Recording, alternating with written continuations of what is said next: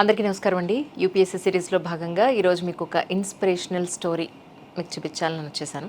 సత్యనారాయణ గారు మనతో పాటు ఉన్నారు. యూపీలో అడిషనల్ డీజీపీగా వర్క్ చేస్తూ ఉన్నారు. ముందైతే వారికి వెల్కమ్ చెప్పేద్దాం. సార్ నమస్కారం అండి. నమస్తే మేడం. ముందుగా నేను హరికృష్ణ గారికి థ్యాంక్స్ చెప్పాలి.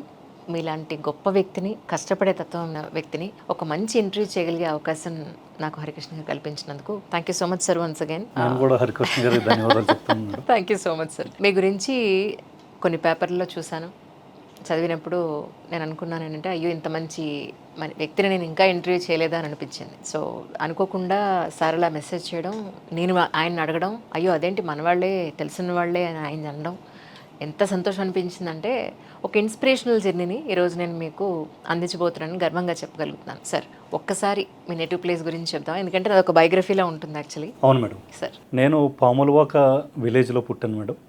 ఇది నర్సీపట్నంకి 12 కిలోమీటర్స్ దూరంలో ఉంటుంది. మా విలేజ్లోనే నేను 10th క్లాస్ వరకు చదవడం జరిగింది. అప్పుడు అంటే మాదే ఫస్ట్ బ్యాచ్ 10th క్లాస్ కూడా. నాతో పాటే ఒక్కొక్క క్లాస్ పెరుగుతూ వచ్చింది అక్కడ. సో ఆ టైంలో ఫస్ట్ బ్యాచ్ అవ్వటం వల్ల టీచర్స్ కూడా ఎక్కువగా ఉండేవారు కాదు. ఆ టైంలో ఓన్లీ 4 టీచర్స్తో మొత్తం హై స్కూల్ అంతా నడిచింది. అప్పుడు మ్యాథమెటిక్స్ టీచర్స్ ఎవరు లేకపోవటం వల్ల నన్నే మ్యాథమెటిక్స్ టీచింగ్ చేయమని చెప్పేవారు. అప్పుడు అలా ఉన్నా చదువులు ఎంతో బాగున్నాయి, ఈయన ఐపీఎస్ అయ్యారు.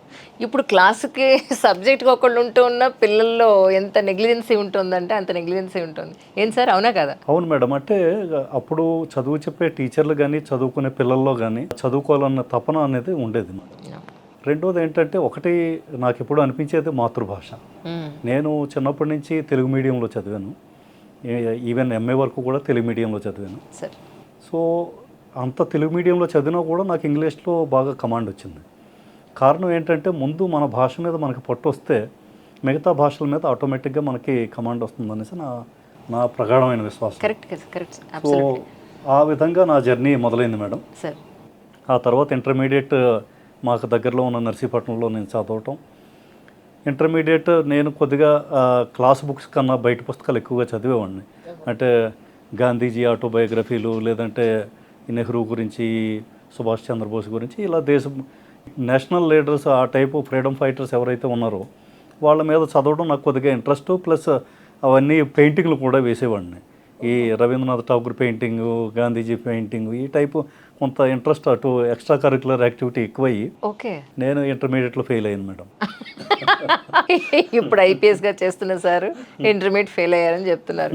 ఇందాక మీరు ఒక మాట అన్నారు సార్, మాతృభాష అన్న పాయింట్లో నేను ఒకటి యాడ్ చేయాలనుకుంటున్నాను దానికి. మీరు చెప్పింది 100% కరెక్ట్. ఈరోజు పిల్లలకి వాళ్ళ మాతృభాష రాక ఇంగ్లీష్ నేర్చుకుంటున్నారు.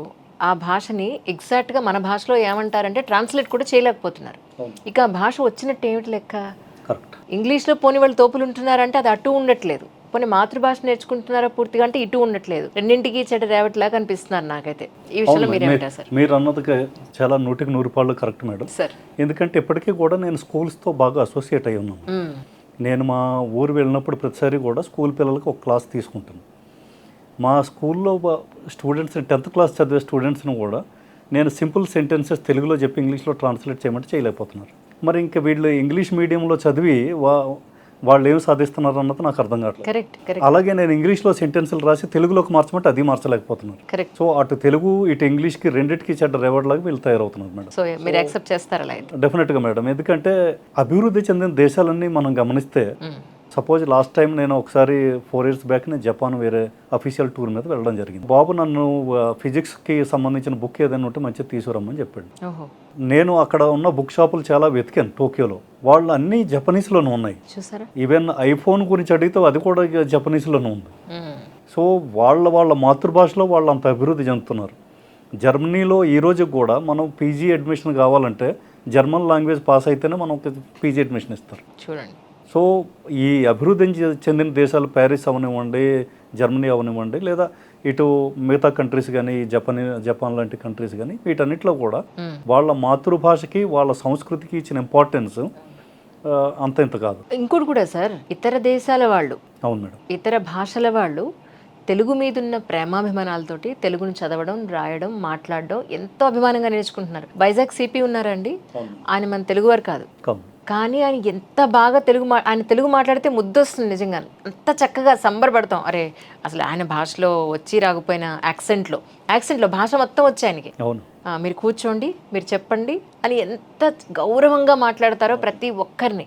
అలాగా ఇతర రాష్ట్రాల వాళ్ళు, ఇతర భాషల్లో మాతృభాష ఉన్నవాళ్ళు కూడా తెలుగుని ఎంతో చక్కగా మాట్లాడుతున్నారు.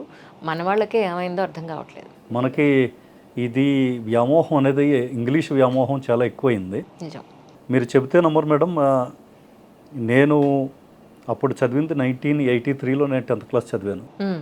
83 తర్వాత అప్పటి నుంచి ఇప్పటి వరకు కూడా మా ఊరు స్కూలు మళ్ళీ ఒక IPS IASలు విడిచిపెట్టండి, ఈవెన్ Group 2 ఆఫీసర్ని కూడా ప్రొడ్యూస్ చేయలేకపోయింది. కారణం ఏంటి అంటే చాలా బాధ అనిపిస్తుంది. ఎందుకంటే వీళ్ళు టీచర్లు అవ్వడం కూడా కష్టంగా ఉంది.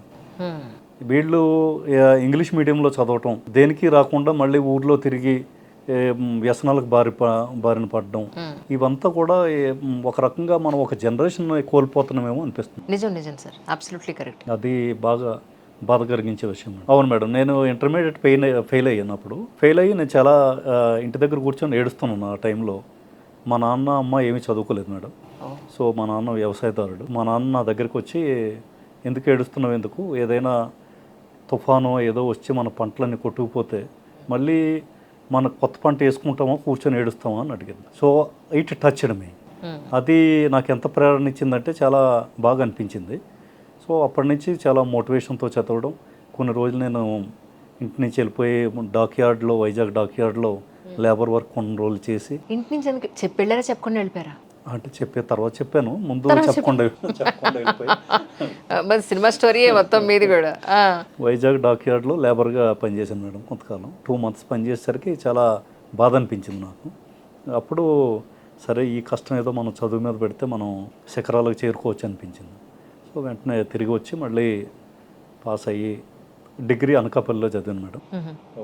అప్పుడు ఎంత గ్యాప్ వచ్చింది సార్ ఇంటర్మీడియట్కి డిగ్రీకి? అప్పుడు ఎంత? 1 year అక్కడ వర్క్ చేశారు? 1 year చేయలేదు మేడం, 2 months చేశాను అంతే. 2 months చేసేసరికి నాకు రియలైజేషన్ వచ్చింది, లేదు ఇది నేను దీనికోసం పుట్టలేదని నాకు అనిపించి, నేను చదువు కోసం నేను ఉన్నాను అనేసి ఐ కేమ్ బ్యాక్. సో మళ్ళీ నేను తిరిగి నా జర్నీని ప్రారంభించాను. అది ఇంటర్మీడియట్ అయిపోయిన వెంటనే అప్పుడు ఈ మధ్యలో ఎగ్జామ్ పెట్టేవారు, అది అయిపోయిన వెంటనే మళ్ళీ డిగ్రీ జాయిన్ అయ్యాను మేడం. ఇంటర్మీడియట్ BPC గ్రూప్ తీసుకున్నాను, అందుకే ఫెయిల్ అయ్యానేమో అనుకొని నేను డిగ్రీ BAలో జాయిన్ అయ్యాను మేడం.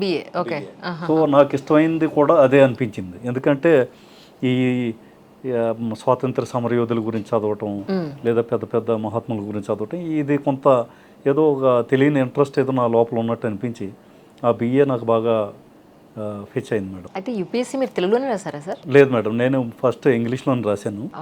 అది కూడా పెద్ద జర్నీ మేడం. అది యాక్చువల్గా ఈ MA చదువుతున్న టైంలో, ఎందుకంటే డిగ్రీ అయిపోయింది మేడం. డిగ్రీ నేను కాలేజ్ ఫస్ట్ వచ్చినప్పుడు డిగ్రీ అయిపోయిన తర్వాత MA ఎంట్రన్స్, అప్పుడు Andhra university entrance exam, first entrance exam అదే. సో దాంట్లో నేను ఫస్ట్ ర్యాంక్. నేను అప్పుడు ఎకనామిక్స్లో జాయిన్ అయ్యాను. అప్పుడు MA అయిపోయిన తర్వాత నేను ప్రిపరేషన్ ప్రారంభించాను మేడం. ఈలోగా B.Ed కూడా కంప్లీట్ చేశాను. యాజ్ ఎ టీచర్గా చేద్దాం.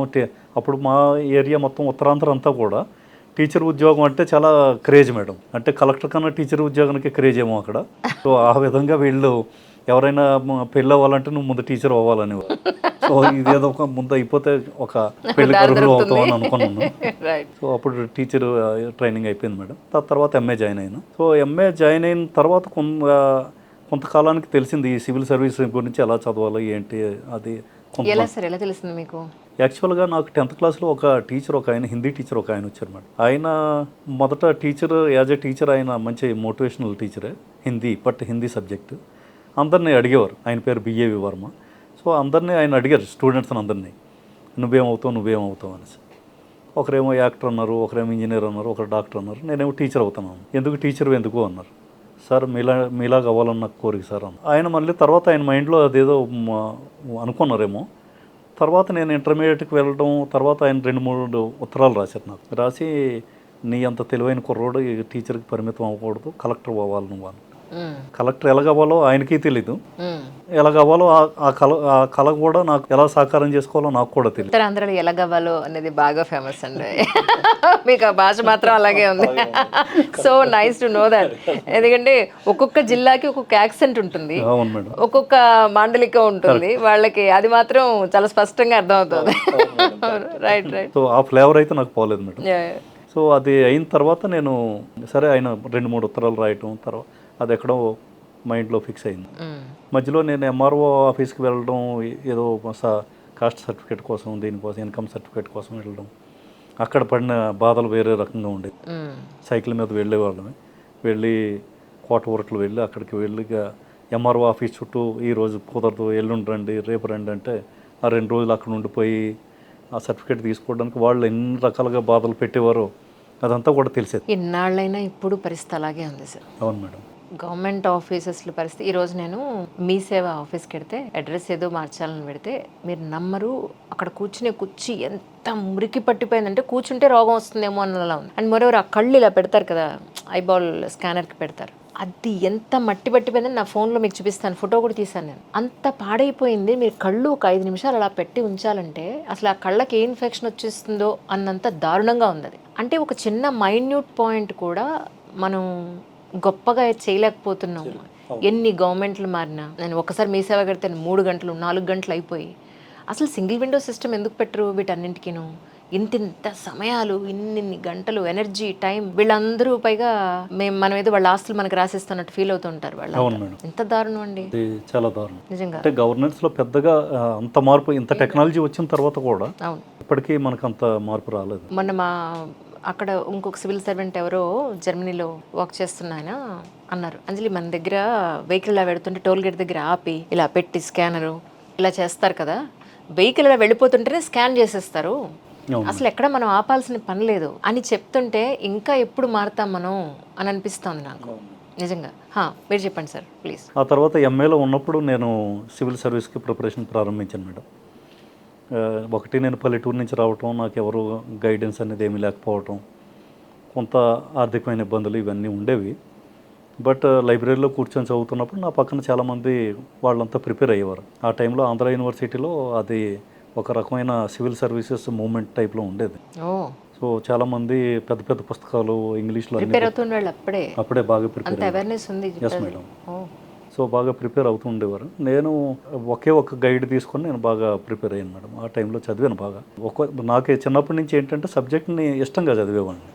నాకు బాగా అది ఇదెందుకు, ఎలాగా, ఏంటి ప్రశ్నించుకొని దానికి నాకు నేను అన్వయించుకొని చదువుకునేవాడిని. అందుకే మీకు ఎక్కడ కష్టం అనిపించలేదు. అంటే అది ప్రిపరేషన్ జరుగుతున్నప్పుడు ఇంగ్లీష్ మీడియం అయినా కూడా నేను ఇంగ్లీష్లో చదివిన దాన్ని మళ్ళీ దాన్ని డిక్షనరీ చూడటం, మళ్ళీ మీనింగ్స్ రాసుకోవటం, మళ్ళీ దాన్ని నేను నా లాంగ్వేజ్లో మార్చుకోవటం, ఈ ఎక్సర్సైజ్ అంతా చేశాను మేడం. బట్ మిగతా వాళ్ళు పెద్ద పెద్ద బుక్స్, రెఫరెన్స్ బుక్లు చాలా చదివేవారు. వాళ్ళు ఎవరిది కూడా నా చుట్టుపక్కల ఉన్నది ఆంధ్ర యూనివర్సిటీ నాకు ఒక్కడదే ప్రిలిమినరీ అయింది, ప్రిలిమ్స్ ఆ టైంలో. ఇది నాకే ఆశ్చర్యంగా అనిపించింది, ఇదేంటి నేను ఏమీ చదవకుండా నాకు ప్రిలిమినరీ అయిపోయింది అనుకున్నాను. బట్ నాకు అనిపించింది, అది నాలో ఆత్మవిశ్వాసాన్ని బాగా పెంచింది మేడం. నాకు అనిపించింది ఇక ఈ ఐఏఎస్ కొట్టడం నాకు కష్టమైన పని కాదు, నేను సాధించగలను అన్న ఒక నమ్మకం కలిగింది. మెయిన్స్కి ఎక్కడైనా ప్రిపరేషన్ తీసుకున్నారా? Yes madam. అప్పుడు ఏపీ స్టడీ సర్కిల్ అని గవర్నమెంట్ స్టడీ సర్కిల్ ఉండేది హైదరాబాద్లోనే. అది చాలా మంచి స్టడీ సర్కిల్. యాక్చువల్గా మా అందరికీ అన్నదాత అదే. ఎందుకంటే మేము పల్లెటూరు నుంచి వచ్చేవాళ్ళమే. ప్రిలిమినరీ పాస్ అయితే జస్ట్ మనం ఈ హైదరాబాద్ వచ్చి మన సూట్ కేసుతో వచ్చి కరెక్ట్గా ఏపీ స్టడీ సర్కిల్లో ఎంటర్ అయిపోవచ్చు. అంతే. ఓన్లీ ప్రిలిమినరీ ఇప్పుడు ఉంది కానీ అంత యాక్టివ్ మోడ్లో లేదు మేడం. యాక్చువల్గా ట్యాంక్ బండ్ దగ్గర ఉండేది. మా టైంలో అయితే హిమాయత్ నగర్లో ఉండేది. అక్కడ చేరిపోయే వాళ్ళం, రూమ్ ఇచ్చేవారు, తర్వాత భోజనం అన్నీ ఫ్రీ, మొత్తం అంతా గవర్నమెంట్ భరించేది. అప్పుడు కోచింగ్ కూడా ఫ్రీగా ఉండేది. అంతా coaching free, material free, everything is free. So మాలాంటి వాళ్ళకి అది మంచి ఆశ్రయం ఇచ్చింది. చాలా బాగా చెప్పేవారు. చాలామంది ఉన్నారు నాతో పాటు చాలామంది సెలెక్ట్ అయిన వాళ్ళందరూ మా అందరికీ అదే మెయిన్. సో అక్కడ మెయిన్స్ ప్రిపేర్ అవ్వటం, మెయిన్స్ ఎగ్జామ్ రాసిన తర్వాత మళ్ళీ బ్యాక్ టు వైజాగ్ వెళ్ళిపోయేవాళ్ళం. రైట్. అయితే మీరు ఢిల్లీ, అప్పట్లో కూడా ఢిల్లీ ఉంది కానీ మీరు ఢిల్లీ ఎక్కడ ఏం వెళ్ళాలి? ఢిల్లీ గురించి నాకు పెద్ద అవగాహన లేదు మేడం. ప్రిలిమ్స్ అంతా మీ ఓన్గానే చదువుకున్నాను. ప్రిలిమ్స్ ఓన్గా అయిపోయేది. అది అటెంప్ట్ నాకేమో మరి ఆ కాన్ఫిడెన్స్ అలాగే ఉండేది. ప్రిలిమ్స్ నాకేముందలే 10 రోజులు చదివితే అయిపోతుంది అన్న కాన్ఫిడెన్స్లో ఉండేవాడిని. అప్పుడు మీ ఇంటర్వ్యూ ఏ భాషలో అయింది సార్? మరి మీకు తెలుగు ఇంగ్లీష్ మేడం. ఇంగ్లీషా? మీరు కాన్ఫిడెంట్గా ఫేస్ చేయగలిగారు అప్పుడు? ఇంగ్లీష్లో ఫేస్ చేసి. తెలుగు మీడియం అయినా కూడా కాన్ఫిడెంట్గా ఫేస్ చేయగలిగారు? Yes madam. ఎందుకంటే ఇప్పటికీ కొంతమంది పిల్లలు తెలుగులో యూపీఎస్సీకి ప్రిపేర్ అయ్యే వాళ్ళు ఉన్నారండి. అంటే నేను ఇక్కడ మీకు ఒక విషయం చెప్పాలనుకుంటున్నాను. నేను ఈ విధంగా ప్రిపేర్ అవుతున్నప్పుడు మెయిన్స్లో ఫెయిల్ అయ్యేవాడిని. 3 times మెయిన్స్లో ఫెయిల్ అయ్యాను. Oh my God. 3 సార్లు ప్రతిసారి కూడా నన్ను నేను ప్రశ్నించుకునేవాడిని. నా దగ్గర సబ్జెక్ట్ మీద మంచి కమాండ్ ఉంది, ఎక్కడ తప్పు చేస్తారు? ఎక్కడ తప్పు జరుగుతుంది. నన్ను మళ్ళీ ఒకవేళ నా ఆప్షనల్ ఏదైనా తప్పు అవుతుందేమో, హిస్టరీ తెలుగు లిటరేచర్ నా ఆప్షనల్గా ఉండేవి. సో వాటిలో ఎక్కడైనా తప్పు జరుగుతుందా ఏంటి అని అనుకునేవాడిని. ఎంత ప్రయత్నించినా కూడా నాకు నా లోపం నాకు తెలిసి రావట్లేదు. నేను అప్పుడు మళ్ళీ ఓన్గా నోట్స్ రాసుకునేవాడిని. రాసుకుని మళ్ళీ ప్రిపేర్ అయ్యేవాడిని మెయిన్స్కి. చాలా మంచి నోట్స్ రెడీ చేసుకునేవాడిని. బట్ అల్టిమేట్గా నాకు 3rd time ఫెయిల్ అయిన తర్వాత చాలా బాధపడ్డాను. అసలు అచీవ్ చేస్తాను చేయను. అచీవ్ చేస్తానో లేదో అన్న డౌట్ ఎప్పుడూ లేదు నాలో. రైట్. బట్ నాకు ఆ కాన్ఫిడెన్స్ లెవెల్స్ ఏంటో నాకు తెలియదు కానీ బట్ ఎప్పుడూ అనిపించేది నేను ఐఏఎస్ ఈజీగా కొట్టగలను, నాకు ఆ సబ్జెక్ట్ ఉంది అనిపించేది. కానీ మెయిన్స్లో ఫెయిల్ అయ్యేవాడిని. దీనికి కారణం ఎక్కడో సంథింగ్ నాలో ఏదో ప్రాబ్లం ఉందో, ప్రెజెంటేషన్లో ఏదో ప్రాబ్లం ఉంది అని 3rd attempt తర్వాత అర్థమైంది. ఇప్పటి వరకు ప్రతిసారి ఇంగ్లీష్ మీడియంలో రాసింది మేడం. ఇంగ్లీష్ మీడియంలో రాసిస్తే ఎందుకు నాకు నా తప్పు నాకు ఎలా తెలిసింది అంటే, నేను మొత్తం మార్క్స్, క్వశ్చన్ పేపర్లు అన్నీ కూర్చొని 3rd attempt తర్వాత ఎనలైజ్ చేసుకున్నాను. ఏంటి అసలు నేను ఎక్కడ మిస్టేక్ జరుగుతుంది. హిస్టరీలో నాకు మంచి సబ్జెక్ట్ ఉండేది. ఇప్పటికే కూడా నాకు హిస్టరీలో మంచిగా కంఫర్టబుల్లీ నాకు మంచి అవగాహన ఉంది. సరే, తెలుగు లిటరేచర్ నా ఫేవరెట్. ఎందుకంటే మా తెలుగు లిటరేచర్ కవితలు రాస్తూ ఉంటాను, కథలు రాస్తూ ఉంటాను. అప్పుడు చిన్నప్పటి నుంచి రాసేవాడిని. ఆల్ ఇండియా రేడియోలో నా బ్రాడ్కాస్ట్ అవి ఆ అలవాటు ఒకటి ఉంది. ఆ తెలుగు లిటరేచర్ అంటే అదొక తెలుగు భాష అన్న తెలుగు లిటరేచర్ అన్న అదొక ఆత్మీయంగా ఉండేది నాకు. సో అటువంటి తెలుగు లిటరేచర్లో నాకు ఎప్పుడూ కూడా మ్యాక్సిమం స్కోర్ వచ్చేది 350+ ఉండేవాడిని. ఆల్మోస్ట్ మేబీ టాప్ 1, 2, 3లో ఉండేవాడిని ఏమన్నా. ఈ హిస్టరీకి ఎంత బాగా చదివినా ఇది 270, 280 దగ్గర అయిపోయేది. ఏదో ప్రాబ్లం అయింది అనుకొని ఆలోచిస్తే నా ఇంగ్లీష్ భాష ఏదో తేడా ఉన్నట్టుంది, ఇంగ్లీష్లో నేను సరిగ్గా రాయలేకపోతున్నానేమో అని అనిపించింది మేడం. అప్పుడు సరే ఒక్కసారి రిస్క్ తీసుకుందాం, మొత్తం అంతా తెలుగులో రాద్దాం. అప్పుడు తెలుగులో రాయడానికి పర్మిషన్ ఉంది అప్పటి నుంచి. సో తెలుగులో రాద్దాం చూద్దాం అనేసి మా రూమ్మేట్స్ అన్నారు, నువ్వు తెలుగులో రాస్తే సెలెక్ట్ అవ్వు, అసలు యూపీఎస్సీకి తెలుగు మీడియంలో రాసిన వాళ్ళు అంటే కొంత ఇది ఉంటుంది, సో ఆ చిన్న చూపు ఉంటుంది కాబట్టి నీకు అవ్వదు అన్నారు. ఇంకెటు అవ్వట్లేదు కదా, ఇది ఒక ప్రయత్నం చేస్తే ఏమైపోయింది అనుకొని నేను మొత్తం మెటీరియల్, బుక్స్, రెఫరెన్స్ బుక్లు అన్నీ దగ్గర పెట్టుకొని మెయిన్స్కి తెలుగులో నోట్స్ ప్రిపేర్ చేశాను మేడం. ఇప్పుడు చదివే పిల్లలు ఆస్పిరెంట్స్ చాలామంది తెలుగులో మాకు మెటీరియల్ దొరకట్లేదండి అని అంటూ ఉంటారు. చూడండి, 80sలోనా సార్ మీరు అయింది? 90sలోనే ఎలాంటి ఏమంటారు ఇప్పుడున్న so called coaching centres type కాకుండా, అండ్ మోరోవర్ నాకు ఏది దొరకట్లేదు, మెటీరియల్ దొరకట్లేదు అని అనుకుండా సాధించారని. ఏం సార్? Yes madam. అంటే ఆ టైంలో మెటీరియల్ ఉండేది కాదు, తెలుగులో ఏమి ఉండేది కాదు మేడం. ప్లస్ తెలుగు మీడియంలో రాయడానికి కావలసిన సామగ్రి కానీ ఏమీ లేకుండా నేనేం చేశానంటే ఇంగ్లీష్లో ఉన్న రెఫరెన్స్ బుక్లు అన్నీ తీసుకొని, ఇంగ్లీష్ మీద ఎలాగో ఐడియా ఉంది కాబట్టి దాన్ని నేను తెలుగులోకి నీట్గా నా భాషలో మార్చుకొని ఓన్ నోట్స్ నేను రెడీ చేశాను. రెడీ చేయటం కూడా మంచి నోట్స్ ఎలా రెడీ చేశానంటే అసలు ఆ నోట్స్ నాకు ఎలాగో కోల్పోయినా కానీ but that is wonderful notes. అంటే నేను ancient period, medieval period, modern period అన్నిటిని కంపేర్ చేస్తూ నేను కొన్ని క్వశ్చన్స్ తయారు చేసి నోట్స్ రెడీ చేశాను. అలాగే కొన్ని ఈ క్వశ్చన్స్ రావడానికి అవకాశం ఉంది, ఎక్స్పెక్టెడ్ క్వశ్చన్స్ కూడా నేను నాకు ఓన్గా ప్రిపేర్ చేసుకుని వాటికి మళ్ళీ నోట్స్ రాసుకుని అలా రాస్తే ఆ ఎక్స్పెక్టెడ్ క్వశ్చన్స్లో కొన్ని రావటం, అలాగే తెలుగులో రావటం, తెలుగులో మొత్తం అంతా తెలుగులో రాశాను మేడం. రాస్తే ఇంకా ఎక్కడ మొత్తం గేట్లన్నీ తెరుచుకుంటూ వెళ్ళిపోయింది. సో ఇంటర్వ్యూకి వెళ్ళిపోయాను. సూపర్. సో ఇంటర్వ్యూకి వెళ్ళాక అది ఢిల్లీ, మొట్టమొదటిసారి నేను ఢిల్లీలో అడుగుపెట్టాను. అంతవరకు ఢిల్లీ ఎక్కడ ఉందో నాకు తెలియదు. సో ఆంధ్రభవన్లో మాకు ఫ్రీ అకామిడేషన్ ఇస్తారు ఇంటర్వ్యూకి వెళ్ళే వాళ్ళకి. సో ఆంధ్రభవన్లో ఉండడం, అక్కడి నుంచి ఇంటర్వ్యూకి వెళ్ళి ఇంటర్వ్యూ ఇంగ్లీష్ మీడియంలో చేశాను. మీరు ఒక్కరేనా సార్? ఒక్కరే వెళ్ళారా? లేదు మేడం, ఇక్కడ నుంచి చాలా మంది మా ఏపీ స్టడీ సర్కిల్లో అంటే ఫ్రెండ్స్. సరే, మీ రిలేటివ్స్ ఎవరు లేదు మేడం. నేను ఈ ఫ్రెండ్స్ అందరం కలిసి వెళ్ళాం. ఓకే ఓకే కరుణ్ రాజ్ అని ఐఏఎస్ ఆఫీసర్, ఓ ఆయనకి ఐఏఎస్ ఓకే ఆయన పంజాబ్ క్యాటర్. ఓకే ఓకే సో ఆయన, నేను, ఇంకొక అతను రైల్వే అకౌంట్ సర్వీస్ వచ్చింది ఆయన, తర్వాత ఎంఆర్ నాయక్ అని ఒక ఆయన ఉన్నాడు, ఆయనేమో ఐపీఎస్, నా బ్యాచ్మేటే, ఓకే ఆయనకి ఐపీఎస్ వచ్చింది. సో ఇలా మేము అందరం కలిసి వెళ్ళాం మేడం.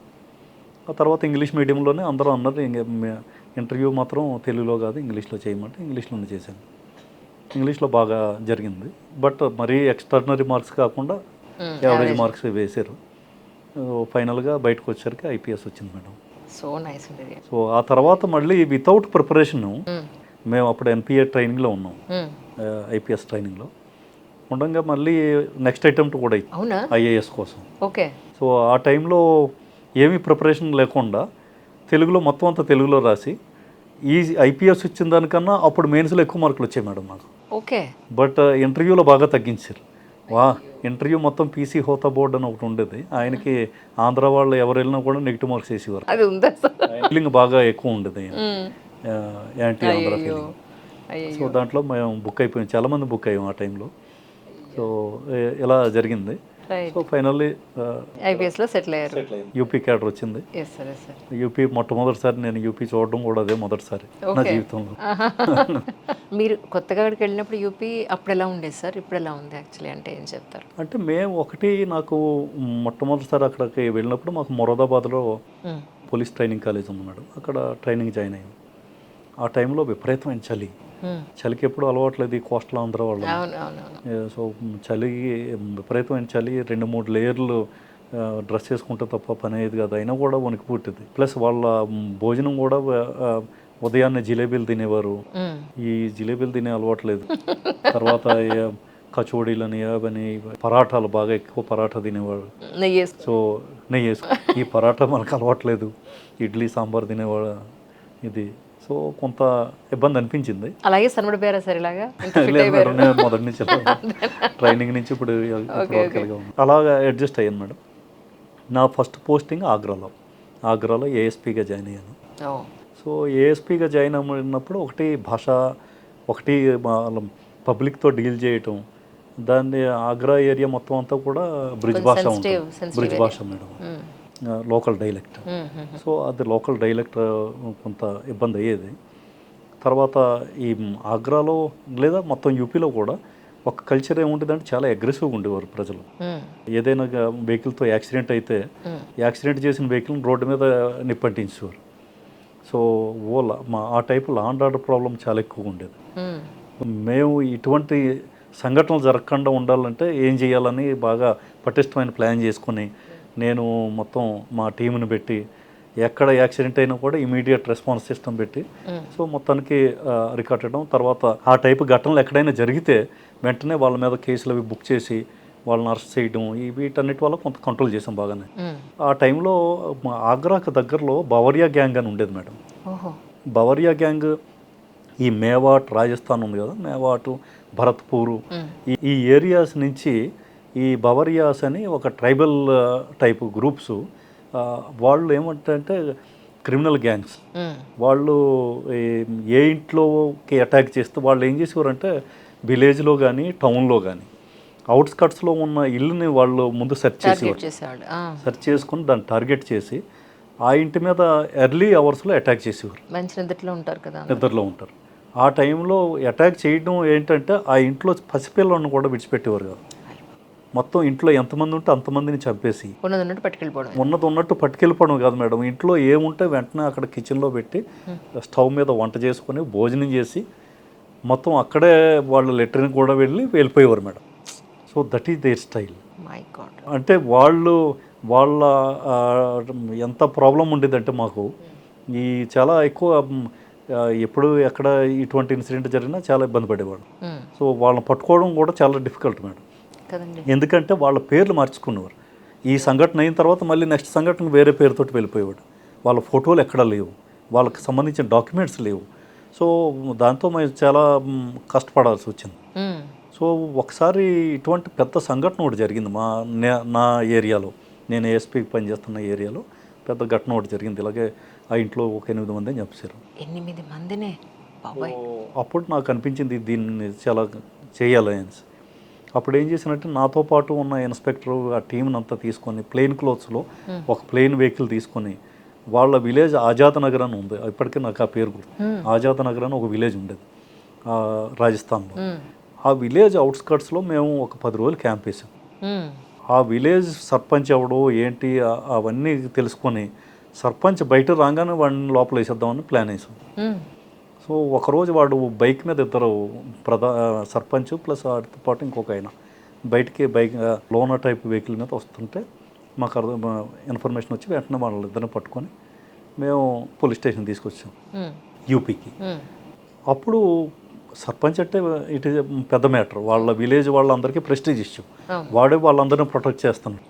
ఓ విలేజ్ వాళ్ళు ఒక 50-60 మంది ట్రాక్టర్లు వేసుకొని మా పోలీస్ స్టేషన్కి వచ్చారు. మొత్తం ఎక్కువ మంది వచ్చి పోలీస్ స్టేషన్ ముందు కూర్చొని ధర్నాలా కూర్చుంటే. అంటే వీళ్ళు ఎందుకు పట్టుకున్నట్టు మీరు యాక్చువల్లీ? అసలు ఎవడో తెలియదు కదా మేడం, మొత్తం వీళ్ళు ఈ గ్రూప్లో ఎవడో ఈ ఘటనలన్నీ ఎవరు చేస్తున్నారు ఏంటో మనకి అసలు పేరు లేదు ఊరు లేదు కదా వాళ్ళకి. సో వీడిని పట్టుకుంటే వీడు చెప్తాడు కదా మొత్తం అంతా. హెడ్ని పట్టుకుంటే హెడ్ కోసమైనా వాళ్ళ విషయం చెప్తారు. వాళ్ళు బాగా ప్రెజర్ పెట్టారు మా మీద, వీడిని విడిచిపెట్టేమని. మేము అప్పుడు చెప్పాము, లేదు బాబు వీడిని విడిచిపెట్టే పరిస్థితి అయితే లేదు, ఇంకా మేము ఎన్కౌంటర్ చేయలేదు కాబట్టి మీరు ఆలోచించండి. ఇప్పుడు అసలు వాళ్ళు ఎవరు నాకు ఆ ఇన్ఫర్మేషన్ కావాలి. వాళ్ళు వచ్చేసి నాకు సరెండర్ అయిపోతే వీళ్ళిద్దరిని మీరు తీసుకెళ్ళిపోండి, మీకు సర్పంచ్ కావాలంటే మీరు తీసుకెళ్ళిపోండి, కానీ నాకు మా అసలు వాళ్ళు ఎవరు ఉన్నారు ఆ బవరియా గ్యాంగ్ వాళ్ళు ఎవరో, ఎంతమంది వెళ్తే అంతమంది, ఆడవాళ్ళైనా మగవాళ్ళైనా. అంటే ఆ పర్టికులర్ ఏరియాకనే మీకు తెలుసా వాళ్ళు యాక్చువల్లీ? వాళ్ళ విలేజెస్ ఏంటో మొత్తం అంతా మా దగ్గర లిస్ట్ ఉండేది. ఈ విలేజ్లో వీళ్ళు ఉన్నారు, ఆ విలేజ్లో వీళ్ళు ఉన్నారు. ఆ విలేజ్లకు వెళ్ళడానికి భయపడేవాళ్ళం. ఎవరు ఆ విలేజ్ మీద, ఒకటి అదర్ స్టేట్ రాజస్థాన్, ఆ విలేజ్ల మీద రైడ్ చేయాలంటే ఎంత కష్టమైన పని. అక్కడ వేరే స్టేట్లో మనం రైడ్ చేసి వాళ్ళు మన మీద అటాక్ చేసేవారు, వాళ్ళు దారుణమైన అటాక్ చేస్తారు. సో మొత్తానికి వాళ్ళు ఆఫ్టర్ నెగోషియేషన్ ఆఫ్ 7 days వాళ్ళు మొత్తం అంతా వచ్చి సరెండర్ అవ్వటం, సర్పంచ్ని విడిచిపెట్టాం. ఆ సరెండర్ అయిన వాళ్ళందరినీ పట్టుకొని ఇక ఆ తర్వాత నా వర్క్ మొదలుపెట్టినా, స్టడీ. అసలు ఈ బవరియాస్ ఎవరు, ఎక్కడి నుంచి ఉన్నారు, వీళ్ళ పుట్టుపూర్వోత్తరాలు ఏంటి, వీళ్ళ పేర్లు ఏంటి, వీళ్ళ ఫ్యామిలీ హిస్టరీ ఏంటి, ప్రతి ఒక్కరిది ఫ్యామిలీ ట్రీ తయారు చేసి వీళ్ళందరినీ ఇంట్రాగేట్ చేసి వీళ్ళని 10 రోజులు నా దగ్గర నుంచి మొత్తం ఒకరి నుంచి కనుక్కొని మొత్తానికి ఒక బుక్ తయారు చేసింది దాని మీద. కానీ ఇంతకీ అంత క్రూరంగా మనిషి చంపేసి ఇదంతా డబ్బు కోసమేనా సార్? లేదు మేడం, అంటే యాక్చువల్గా మాకు క్రిమినాలజీలో మాకు చెప్తారు ఎన్పిఏలో. సో ఇప్పుడు లేవు, ఇప్పుడు తగ్గిపోతున్నాయి ఆ గ్యాంగ్స్ అన్నీ తగ్గిపోయాయి. మాకు చాలా ఉన్నాయి అటువంటి గ్యాంగ్స్ యూపీలో. వాళ్ళకి పర్సనల్ ట్రైట్ అది, వాళ్ళ వాళ్ళ వ్యక్తిత్వ లక్షణమే అది. క్రైమ్ చేయడం డబ్బుల కోసం కాదు, క్రైమ్ కోసం వాళ్ళ ప్యాషన్ అది. ఓ మై గాడ్. సో అందుకని వాళ్ళకి ఈ చంపడం అనేది అది పార్ట్ ఆఫ్ దేర్ నేచర్, వాళ్ళ స్వభావమే అది. వాళ్ళు కావాలని చంపడం ఇంకోటి కాదు, వాళ్ళకి చంపడం, అక్కడే వండుకోవటం, అక్కడే తినడం, అక్కడే అన్నీ చేయటం, ఇదంతా వాళ్ళ ప్యాషనెట్గా చేసేవారు. ఎవరికి దొరికేవారు కాదు, వాళ్ళు వెళ్ళిపోయేవారు, ఎలా వెళ్ళిపోయేవారో తెలిసేది కాదు. సో ఇదంతా ఒక రకంగా జరిగేది. ఎప్పుడైతే ఈ బుక్లెట్ తయారైందో నేను అప్పుడు ఆ టైంలో మా డిఐజీ దగ్గరికి వెళ్ళి, సార్ ఈ పుస్తకం తయారు చేసింది సార్, దీని మీద వీళ్ళ కొంతమంది ఫోటోలు, కొంతమంది పేర్లు, ఆ బయోడేటా అంతా తయారు చేస్తే ఆయన చాలా హ్యాపీ అయ్యాడు. మొట్టమొదటిసారి మనకు ఒక రికార్డు దొరికింది వీళ్ళ మీద, ఇప్పుడు దీనికి చూద్దాం దీనిపైన అనేసి ఆయన మాకు STF అని ఉంది యూపీలో. STF చాలా ఫేమస్ మేడం, మనకి గ్రే హౌండ్స్ ఎలాగో special task force. So special task force చాలా పవర్ఫుల్, మా యూపీది చాలా ఎఫెక్టివ్, చాలా పవర్ఫుల్. సో ఈయన వాళ్ళకి ఫోన్ చేసి ఇదిగో మా ASP తయారు చేశారని చెప్పి ఆ బుక్ ఇచ్చి వాళ్ళకి అప్పచెప్తే వాళ్ళు ఇంకా దే ఎలిమినేటెడ్ ఆల్, దొరికినట్టు ఎన్కౌంటర్ జరిగి. సో చాలా వరకు ఈ ప్రాబ్లం నెక్స్ట్ 4-5 yearsలో కంప్లీట్ అయిపోయింది మేడం, ఎవరు లేదు, అయిపోయింది. సో ఆ విధంగా ఈ ASP షిప్లో కొంత ట్రాఫిక్ మీద చాలా ఎక్కువ వర్క్ చేసేవాడిని. అలా మెల్లగా ASP అయిపోయింది మేడం. తర్వాత బటాలియన్ కమాండెంట్గా చేశాను కొంతకాలం. ఆ తర్వాత మళ్ళీ ఒక SP సోన్భద్ర అని యూపీ, బీహార్, జార్ఖండ్, ఛత్తీస్గఢ్కి బార్డర్లో ఉన్న డిస్ట్రిక్ట్ సోన్భద్ర. నక్సల్స్ ప్రభావిత ప్రాంతాలన్నీ. ఎస్, ఇది హార్డ్ కోర్ నక్సల్ ఏరియా యూపీలో. ఇది కూడా నేను వెళ్ళే టైంలో అప్పుడు SP ఇంటి నుంచి రాత్రిపూట బయటకు వెళ్ళేవాడు కాదు, అది అప్పుడు ఆ పరిస్థితి ఉండేది నేను వెళ్ళే టైంకి. చాలా పోలీసు వాళ్ళని చాలామందిని వాళ్ళు ల్యాండ్ మైన్ బ్లాస్ట్ చేసి చంపడం, ఇవన్నీ చాలా ఇన్సిడెంట్స్ జరిగాయి. బట్ నేను వెళ్ళిన తర్వాత చాలా ఒకసారి మేము వెళ్ళే టైంలోనే ఒక విజయగఢ్ అని ఒక ఫోర్ట్ ఉంది మేడం. ఫోర్ట్ అంటే కోట. విజయగఢ్ అంటే బనారస్ రాజులు ఎవరైతే ఉండేవారో పూర్వం, ఆ వంశానికి చెందిన వాళ్ళు ఈ విజయగఢ్ రాజులు. ఈ విజయగఢ్ రాజు ఈ ఆయన నేటివ్ ఏంటంటే బనారస్ దగ్గర రామ్గఢ్ అని ఉంది మాది, రామ్నగర్ ఇప్పటికే పెద్ద కోట ఉంటుంది రామ్నగర్లో. రామ్నగర్ పక్కనే వీళ్ళ కోట ఉండేది, విజయగఢ్ కోట. ఈ విజయగఢ్ రాజుగారికి రాత్రిపూట హంటింగ్ చేసే అలవాటు ఉంది. సో రాత్రిపూట ఈ ఓపెన్ టాప్ జీప్లో వెళ్ళడం, వాళ్ళ దగ్గర ఈ లైసెన్స్ వెపన్స్ అవి ఉండేవి. అవి తీసుకొని వెళ్ళి అక్కడికి వెళ్ళి ఈ ఫారెస్ట్ ఏరియాలో అది నా సోన్భద్రలోనే, అక్కడ మంచి మంచి జింకలు అవి ఇవి ఉండేవి మేడం. మంచి ఫారెస్ట్ వెళ్తా బాగా. ఇవన్నీ కొండలు కదా, ఎందుకంటే ఈ 4 స్టేట్లకి బార్డరింగ్ ఏరియా మధ్యలో సోన్ నది, బ్యూటిఫుల్ ప్లేస్ అది. అక్కడే మనకి బిర్లా వాళ్ళది హిండాల్కో కంపెనీ అని పెద్ద కంపెనీ కూడా ఉంది. దట్ ఈజ్ కాల్డ్, ఆ సోన్భద్రని ఏమంటారంటే పవర్ హౌస్ ఆఫ్ యూపీ అంటారు. ఎంటైర్ పవర్ జనరేషన్ ఎన్టీపీసీ 3 ఉన్నాయి, సింగ్రోలి పవర్, ఎన్టీపీసీ ఇవన్నీ. ఆ విధంగా సోన్భద్ర చాలా rich in natural resources. So ఈయన రాత్రిపూట అక్కడ అడవిలోకి వెళ్ళి హంటింగ్ చేయడానికి వెళ్ళినాడు.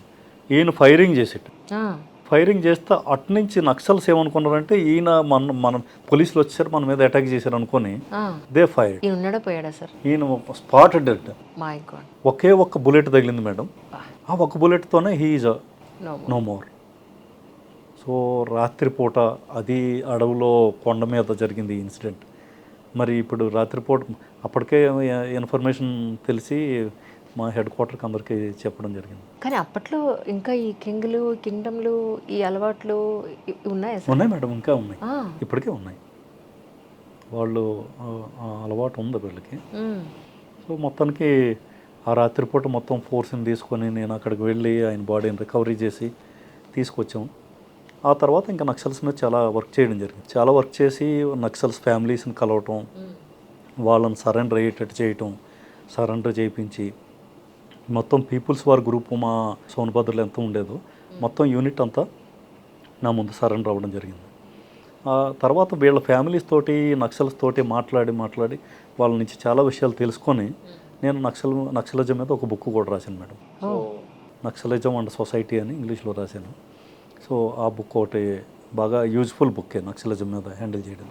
అంటే చాలా డెప్త్కి వెళ్ళి నక్సల్స్ని అండర్స్టాండ్ చేసుకోవటం, వాళ్ళ స్ట్రాటజీలు ఏంటి, రాత్రి ఎక్కడ ఉంటారు, డే టైం ఏం చేస్తారు, వీళ్ళ బడ్జెట్ ఎలా మేనేజ్ చేస్తారు, ఫైనాన్సెస్ బడ్జెట్ ఎవరు చూస్తారు. సో వాళ్ళ గురించి ఆర్గనైజేషన్ గురించి చాలా డీటెయిల్డ్గా స్టడీ చేసి రాసిన బుక్ మేడం అది. కానీ నిజానికి ఇలా ఎవరైనా సివిల్ సర్వెంట్ నక్సలైట్స్ని ఆ నక్సలిజాన్ని రూపుమాపాలి అని అంటే కనుక ఫస్ట్ వాళ్ళ ఫ్యామిలీకి మీ మీద ఒక మంచి ఒపీనియన్ ఉండేలాగా మీరు వాళ్ళతో కలుస్తారు కదా. ఆ ప్రయత్నంలో భాగంగా మీరు చేసిన వర్క్స్ అంటే ఏంటి సార్? అక్కడ మా హిండాల్కో కంపెనీ ఉందని చెప్పాను కదా మేడం, అలాగే ఎన్టీపీసీ కూడా ఉందని చెప్పాను. ఈ ఎన్టీపీసీ వాళ్ళతోనూ ఈ హిండాల్కో వాళ్ళతోనూ మాట్లాడి వాళ్ళకి నెలకి కావాల్సిన రేషన్ మొత్తం మేము వాళ్ళ దగ్గర నుంచి కలెక్ట్ చేసేవాళ్ళు. రైసు, పప్పులు, కూరగాయలు, ఆయిల్ వస్తువులు మొత్తం వాళ్ళ ఫ్యామిలీ నడవడానికి కావాల్సిన మొత్తం అంతా కూడా ఒక్కొక్క బ్యాగ్స్ తయారు చేసి ఇంటింటికి వెళ్ళి ఆ బ్యాగులు ఇచ్చి వచ్చేవాళ్ళు. అసలు ఆకలిని వాళ్ళు జయించగలిగితే ఫస్ట్ వాళ్ళు అక్కడ చాలా యాక్సెప్టెన్స్ వచ్చేస్తుంది కదా. కరెక్ట్. వాళ్ళకి నా మీద చాలా నమ్మకం కలిగేటట్టు చేశాను. అదే విధంగా నెక్స్ట్ ఏం చేసామంటే వాళ్ళకి సైకిల్ కావాలని సైకిల్ ఇచ్చాము. వాళ్ళకి ఈ ఫారెస్ట్లో వాళ్ళకి ల్యాంప్స్ అవి అవసరం, లైటింగ్ ఉండేది కాదు, ఆ ల్యాంప్స్ అన్ని డిస్ట్రిబ్యూట్ చేసాము. అన్నీ అయిపోయిన తర్వాత ఒకసారి నాకు ఒక ఐడియా వచ్చి వాళ్ళందరితోనూ మీటింగ్ పెట్టి వీళ్ళ ఫ్యామిలీస్తో మీరు ఎవరైనా పని చేస్తానంటే నేను జాబ్ ఇప్పిస్తానని చెప్పాను. సో వాళ్ళలో చాలామంది ముందుకొచ్చారు. మేము కొండల్లో మా ఇల్లు ఉన్నా కూడా మీరు జాబ్ ఇప్పిస్తానంటే మేము వస్తామండి అనేసి.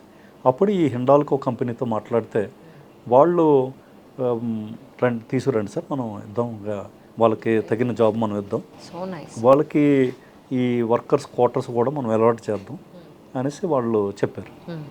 సో చాలామందిని నేను ఏం చేశానంటే అక్కడి నుంచి ఇక ఫారెస్ట్ ఏరియా నుంచి వాళ్ళని షిఫ్ట్ చేసి ఇక్కడ హిండాల్కో కంపెనీ ఉన్న చోటకి వాళ్ళని రీహాబిలిటేట్ చేయడం జరిగింది. సో దాంతో ఆ ఫ్యామిలీస్ చాలా హ్యాపీ ఫీల్ అయ్యి వాళ్ళ పిల్లలకి అందరికీ మెసేజ్ పంపించి ఈ సార్ ఉన్నప్పుడే మనం వచ్చేస్తే మనకు బెటర్, అవును. మీరు మెయిన్ స్ట్రీమ్లోకి వచ్చేవచ్చు, మిమ్మల్ని మనకి వాళ్ళు నా దగ్గర జనజీవన ప్రామిస్ స్రవంతిలో కలిసే అవకాశం. కలిసే అవకాశం ఉంటుంది, లేదంటే మరి మరొకరు వచ్చి ఎన్కౌంటర్ చేస్తే మళ్ళీ ఇబ్బంది ఉంటుంది కరెక్ట్. అని వాళ్ళు నా దగ్గర ప్రామిస్ తీసుకున్నారు. మీరు ఎన్కౌంటర్ చేయను అంటే మేము సరెండర్ అవుతామనేసి. They came up with weapons. వాళ్ళందరూ కూడా వాళ్ళని నేను అన్న జైలు కేసులు నేను రూపుమాపే అధికారం నాకు లేదు, you have to face those cases, but నేను మిమ్మల్ని ఎన్కౌంటర్ అయితే చేయను, మీరు వచ్చేయండి సరెండర్ అయిపోయింది. So they came. వీళ్ళకి నమ్మకం కుదిరిన తర్వాత మిగతా వాళ్ళు వచ్చారు. అలా మొత్తం లీడర్స్ అంతా కూడా రివార్డెడ్, మంచి మంచి రివార్డెడ్ నక్సల్స్ అంతా కూడా దే సరెండర్డ్. ఆ తర్వాత కూడా వాళ్ళు జైలు నుంచి బయటకు వచ్చాక నన్ను కలిసేవారు. కలిసి సార్ మీ వల్ల మాకు లైఫ్ ఏర్పడింది సార్, ఇప్పుడు కూలి పని చేసుకుంటున్నాను లేకపోతే ఇంకో పని.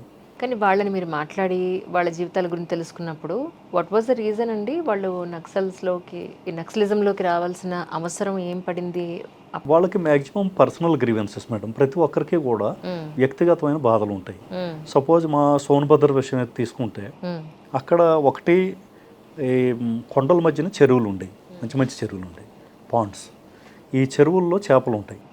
ఈ చేపలను పట్టుకునే అధికారం వాళ్ళకే ఉండాలి యాక్చువల్గా. గవర్నమెంట్ తరపున ఏం చేసేవారంటే, ఫారెస్ట్ డిపార్ట్మెంట్ ఏం చేసేదంటే ఈ చెరువులన్నింటినీ కూడా వేలం వేసేవారు. అయ్యో. ఆ వేలం పాడేవారు ఎవరు వచ్చేవారు? ఈ బనారస్ నుంచో లేకపోతే అటు పట్నం నుంచో డబ్బులు ఉన్నవాళ్ళు ఎవరో పాట పాడుకునేవారు. వీళ్ళని అసలు ఒక చేప కూడా పట్టనిచ్చేవారు కదా అందులో. ఇది ఒక ప్రాబ్లం ఉండేది.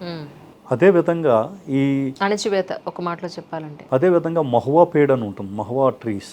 మహువా ట్రీస్ అనేది చాలా ఇంపార్టెంట్. ఆ మహువా ఫ్రూట్ కూడా తింటే హెల్త్కి మంచిది అంటారు. సో మహువా నుంచి వీళ్ళు సారా అది తయారు చేస్తారు. ఆ మహువా చాలా ఇంపార్టెంట్. ఇది మనకి ఆ వుడ్ కానీ అవి కానీ అన్నీ చాలా ఇంపార్టెంట్ ఫారెస్ట్ ఏరియాలో. ఈ మహువాని ఆ ఏరుకునేవారు వీళ్ళు, ఆ పళ్ళు. ఆ ఏరుకునే అధికారం లేకుండా చేశారు ఫారెస్ట్ డిపార్ట్మెంట్, మీరెవరికి లేదనేసి. అంటే వాళ్ళ ఉన్న భూమికి వాళ్ళు అతిథులు అయిపోయారు, వాళ్ళ నీటికి వాళ్ళు అతిథులు అయిపోయారు. సో ఈ విధంగా వాళ్ళలో ఒక గ్రీవెన్స్ ఉండేది. ఈ ఠేకాదారులు ఎవరైతే కాంట్రాక్టర్స్ ఉంటారో వీళ్ళని ఇంకా ఎక్స్ప్లాయిట్ చేసేవారు. సో ఈ వ్యక్తిగతంగా కక్షలు తీర్చుకునే ఉద్దేశంతో వాళ్ళు ఏదో ఒక మార్గం కావాలి. అప్పటికి ఈ నక్సలిజం ఈ బీహార్ నుంచి, జార్ఖండ్ నుంచి వాళ్ళంతా మంచి మంచి మెసేజ్లతో వచ్చేవారు వీళ్ళ దగ్గరికి. న్యాయం మేము ఇస్తాం, ఇంకా ఇమీడియట్ జస్టిస్. సో ఈ రోజే న్యాయం, ఇంకా ఇక్కడ ఇదే కోర్టు, ఇంకే లేదు, డిలే లేదు.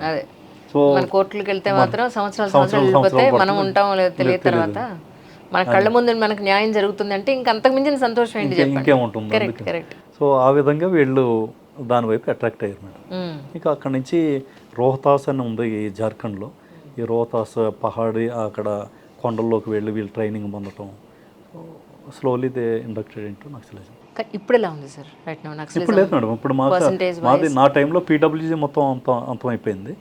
అండ్ ఆ తర్వాత వచ్చిన కొంతమంది ఎస్పీలు ఈ సేమ్ ట్రాక్ని కంటిన్యూ చేసి మొత్తం టోటల్ నక్సలిజం లేదు. ఇప్పుడు దెర్ ఈజ్ నో నక్సలిజం యూపీలో లేదు. ఆ విధంగా మొత్తం అంటే 3 జిల్లాల్లో ఉండేది ఆ టైంలో. సో ప్రజెంట్ అదే. కానీ యూపీలో ప్రస్తుత గవర్నమెంట్ ఏదైతే ఉందో అది రావడానికి ముందు చాలా బ్యాక్వర్డ్గా ఉండింది. వచ్చిన తర్వాత చాలా డిసిప్లిన్ని వాళ్ళు మెయింటైన్ చేస్తున్నారు అనేది విన్నాను సార్. అంటే నేను రాలేదు ఎప్పుడు, నేను యూపీ ఎప్పుడు రాలేదు. రండి మేడం. అది తప్పకుండా. యాక్చువల్లీ మిమ్మల్ని నేను యూనిఫామ్లో అక్కడికి వచ్చేద్దాం అనుకున్నాను సార్. లేదు, మీరు వచ్చినప్పుడు మరి యూనిఫామ్లో ఉంటుంది. డెఫినెట్గా sir, I will come to that place definitely. మీరు పడ్డ కష్టం నేను అందరికీ చూపించాలనుకుంటున్నాను. It's not an easy to just like that IPS అయిపోయి ఏదో కూర్చుంటున్నాం, 10 మందితో మాట్లాడుతున్నాం, మాకు జీతం వచ్చేస్తుంది. ఇట్స్ నాట్ లైక్ దట్ కదా. సో రియల్ కష్టాన్ని నేను చూపించాలనుకున్నాను. ఐ విల్ కమ్ టు యువర్ ప్లేస్ డెఫినెట్లీ. నెక్స్ట్ ఇంటర్వ్యూ మీకు అక్కడే. అలాగే madam. I will come very soon, no doubt. అయితే ప్రజెంట్ గవర్నమెంట్లో ఇప్పుడు చాలా మార్పులు చేర్పులు జరిగాయని విన్నాను. అది ఎలా సాధ్యపడింది యాక్చువల్గా అంటే ఏం చెప్తారు? అంటే ఒక వ్యక్తి మొత్తం మార్పుకి కారణం మేడం, అది మా ముఖ్యమంత్రి గారు.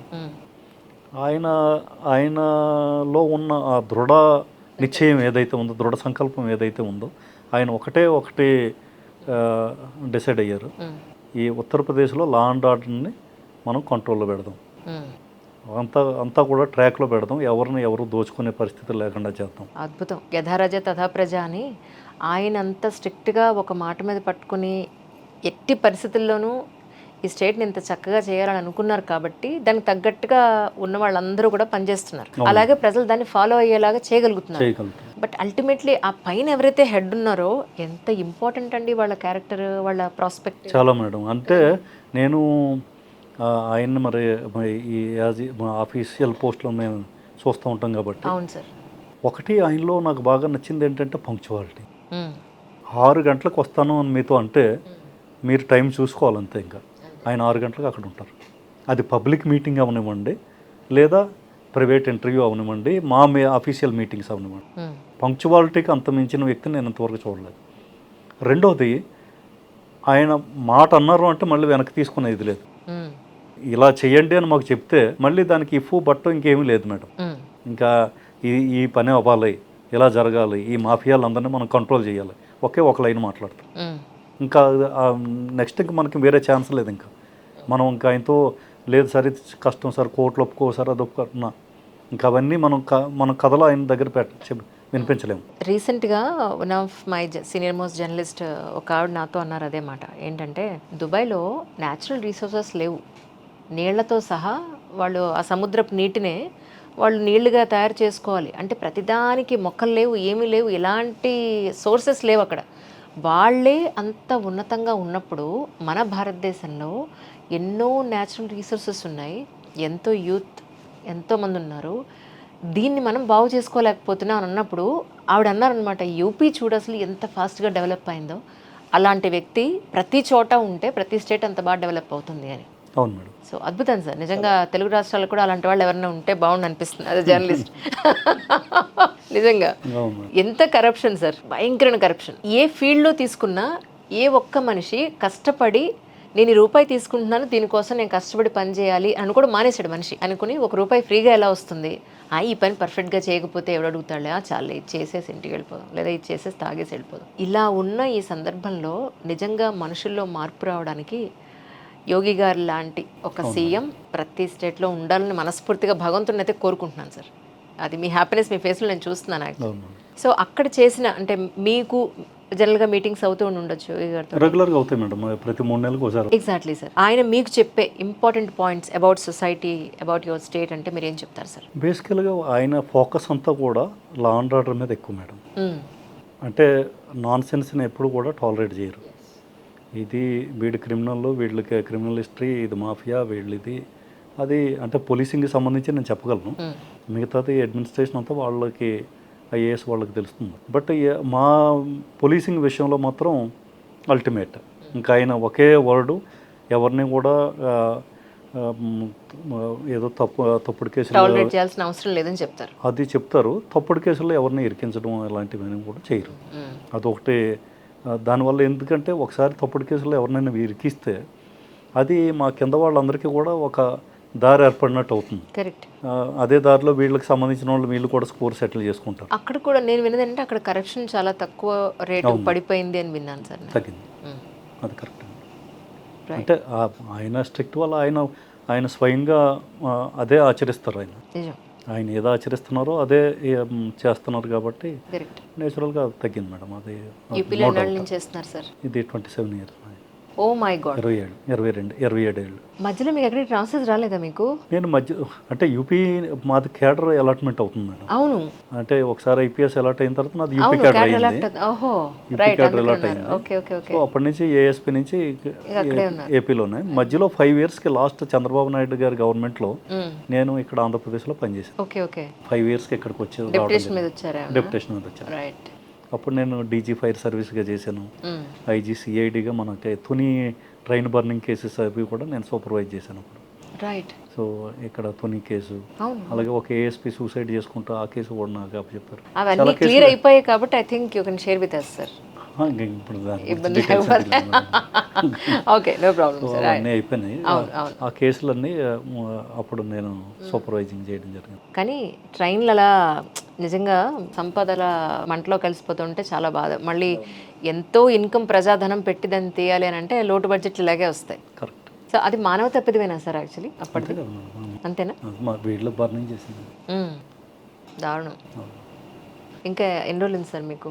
ఇంకా 3 సంవత్సరాల సర్వీస్ ఉంది. Okay. That's so nice really.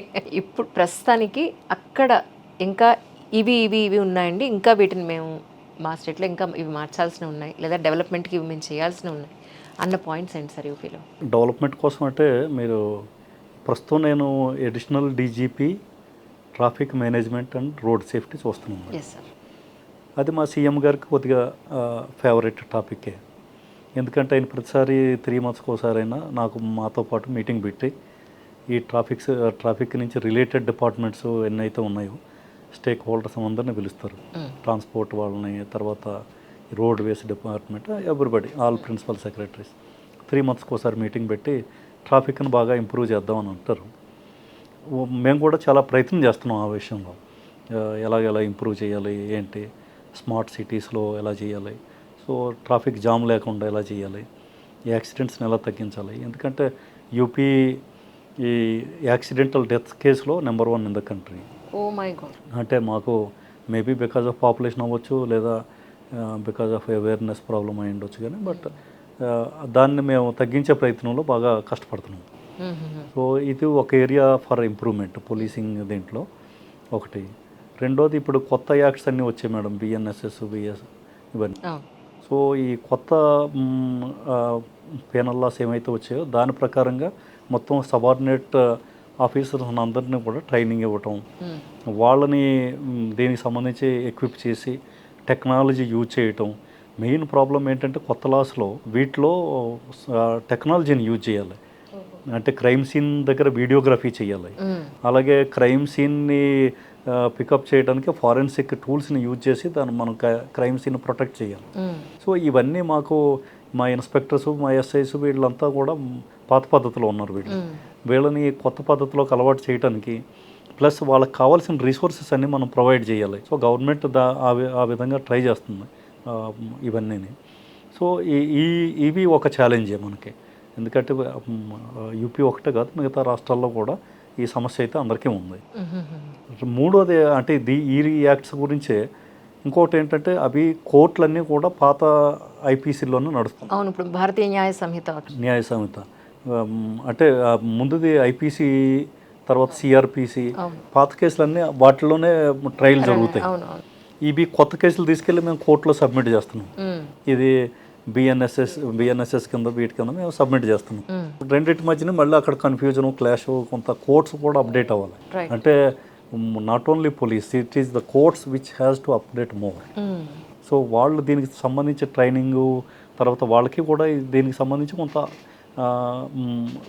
మా కొత్త లాస్కి తగినట్టు వాళ్ళు మార్చుకోవాలి. అప్పుడే కొద్దిగా సిస్టమ్ అంతా కూడా స్ట్రీమ్ లైన్ అవుతుంది. So this is another issue. So third మాకు ఏంటంటే యూపీ మొత్తం కూడా మాకు రెస్పాన్స్ సిస్టమ్ చాలా మంచి, క్రైమ్ రెస్పాన్స్ సిస్టమ్ మంచి సిస్టమ్. అంటే యూపీ 112 అని ఉంది. అంటే ఇదివరకు డైల్ 100 ఉండేది, ఇప్పుడు 112 అయింది. ఈ 112 ఏంటంటే మీకు కాల్ చేసిన దగ్గర నుంచి రెస్పాన్స్ జరిగే వరకు ఎంత టైము అన్నది మేము క్యాలిక్యులేట్ చేస్తాం. So maximum within 7 minutes the response time లో చేరిపోతుంది. సో మీకు ఎక్కడైనా ఎవరైనా ట్రాఫిక్ జామ్లో కానీ, లేదా సమ్ ఇన్సిడెంట్ అయిపోవడం, లేదా చైన్ స్నాచింగ్ అయ్యింది, లేదా థెఫ్ట్ అయింది, ఇమీడియట్గా దే విల్ కాల్ 112. 112 వెహికల్ లేదా మా patrol vehicle, whatever it is there, PRV అంటాం మేము. So PRV vehicle will reach within 7 minutes. So imagine చేయండి, అలాంటి యూపీ స్టేట్స్లో మీకు ఎంత రెస్పాన్స్, క్విక్ రెస్పాన్స్ జరుగుతుంది. సో దాన్ని ఇంకా ఎఫెక్టివ్గా చేయాలని మేము ట్రై చేస్తున్నాం. అక్కడ ఇన్కమ్ సోర్స్ ఏంటి సార్ యాక్చువల్లీ యూపీలో? Agriculture main madam. అంతా ఇరిగేషన్ సోర్సెస్ బాగా ఉన్నాయి. So except Noida plus western UP కొంత ఇండస్ట్రియల్ అయింది, బట్ రిమైనింగ్ ఏరియా అంతా కూడా అగ్రికల్చర్ ఓరియంటెడ్ మోర్. ఎక్కువ అగ్రికల్చర్.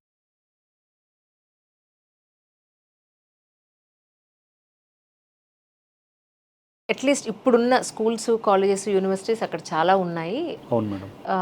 ఇంతకు ముందు ఉన్న 2-3 generations కన్నా కూడా ఇప్పుడున్న యంగ్స్టర్స్ చాలా మంది చదువుకోవడానికి ముందుకు వస్తున్నారు అనేది నేను విన్నాను, అందుకని అడుగుతున్నాను. అంటే ఒక రకంగా చూస్తారు, ఈ మధ్య ఒక నేషనల్ రిపోర్ట్ ఒకటి చూశాను మేడం.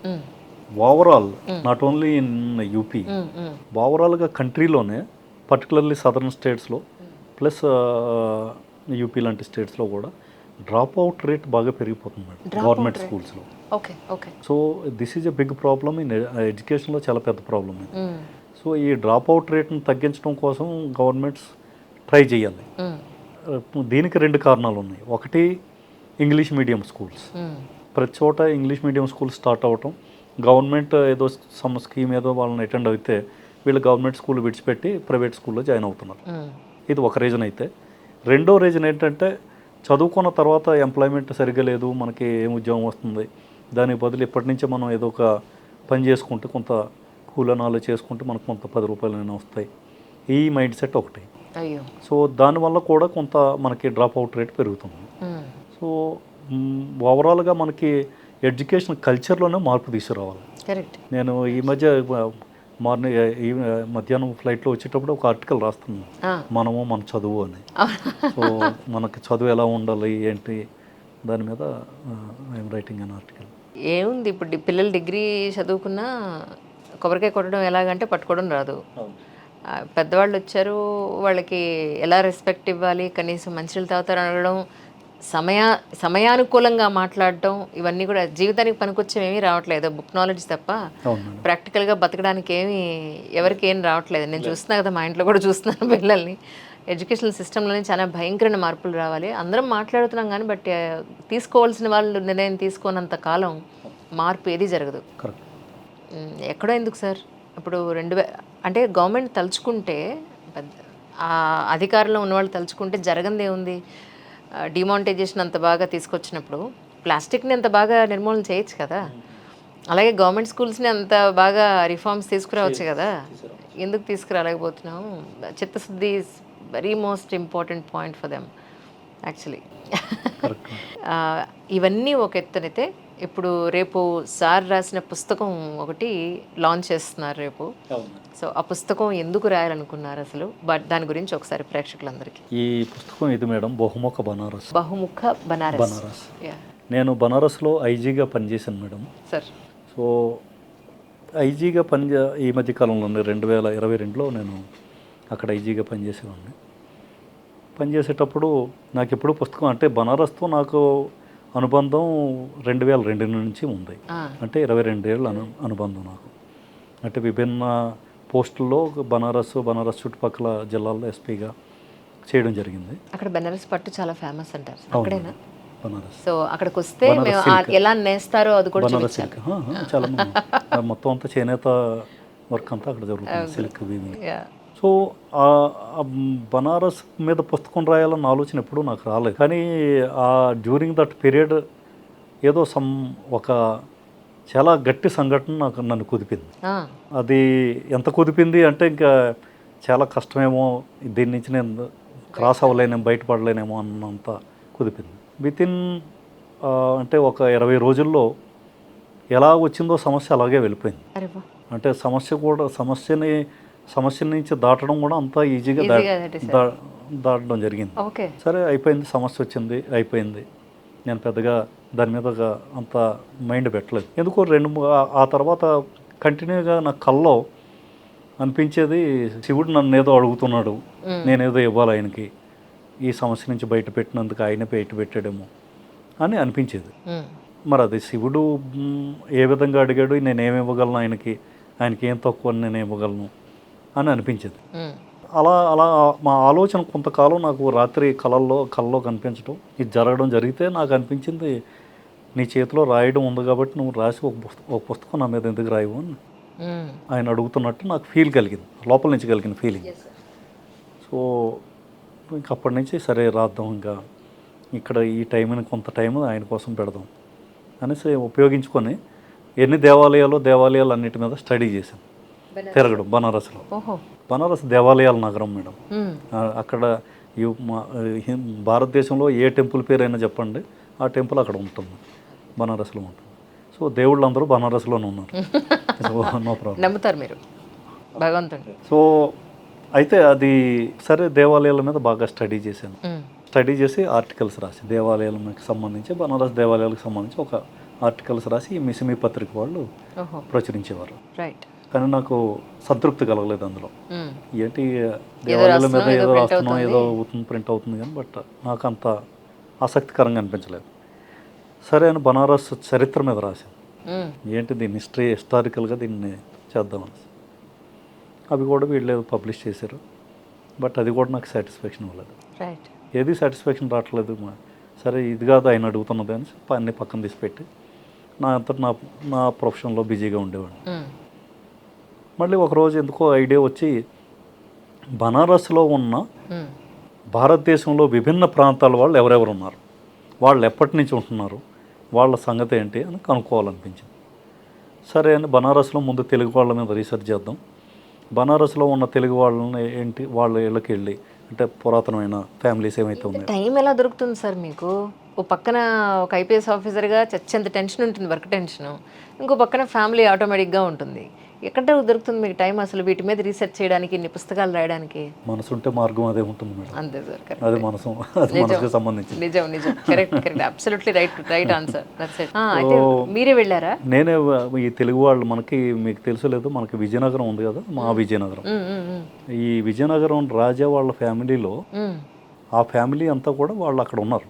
మనకి ఇప్పుడు వాళ్ళ ప్యాలెస్ అవన్నీ ఈ ఫ్యామిలీకి సంబంధించిన సక్సెసర్ ఒక ఆయన అక్కడ ఉన్నారు. ఆయన్ని కలవడం, అలాగే విజయరాజు గారి గురించి తెలుసుకోవటం, అక్కడ రకరకాలుగా మొత్తం అంతా ఈ కాశీ ఘాట్లో ఎవరెవరు ఉన్నారు, అలాగే బ్రాహ్మిన్స్లో ఎవరెవరు ఉన్నారు, ఇవన్నీ కొంత రీసెర్చ్ చేసి అసలు కాశీలో తెలుగు వాళ్ళు ఎప్పటి నుంచి మొదలయ్యారు, వల్లభాచార్య దగ్గర నుంచి నేను దాన్ని క్రోనలాజికల్గా తీసుకెళ్ళి కాశీలో తెలుగువారు అని చెప్పి ఒక ఆర్టికల్ రాశాను. సో అప్పటి నుంచి ఇప్పటి వరకు తెలుగువారు ఏ విధంగా ఇక్కడ రావడం జరిగింది, ఎలా సెటిల్ అయ్యారు, వాళ్ళది కాశీ సంస్కృతి కోసం వాళ్ళ ఏ విధంగా తోడ్పడ్డారు.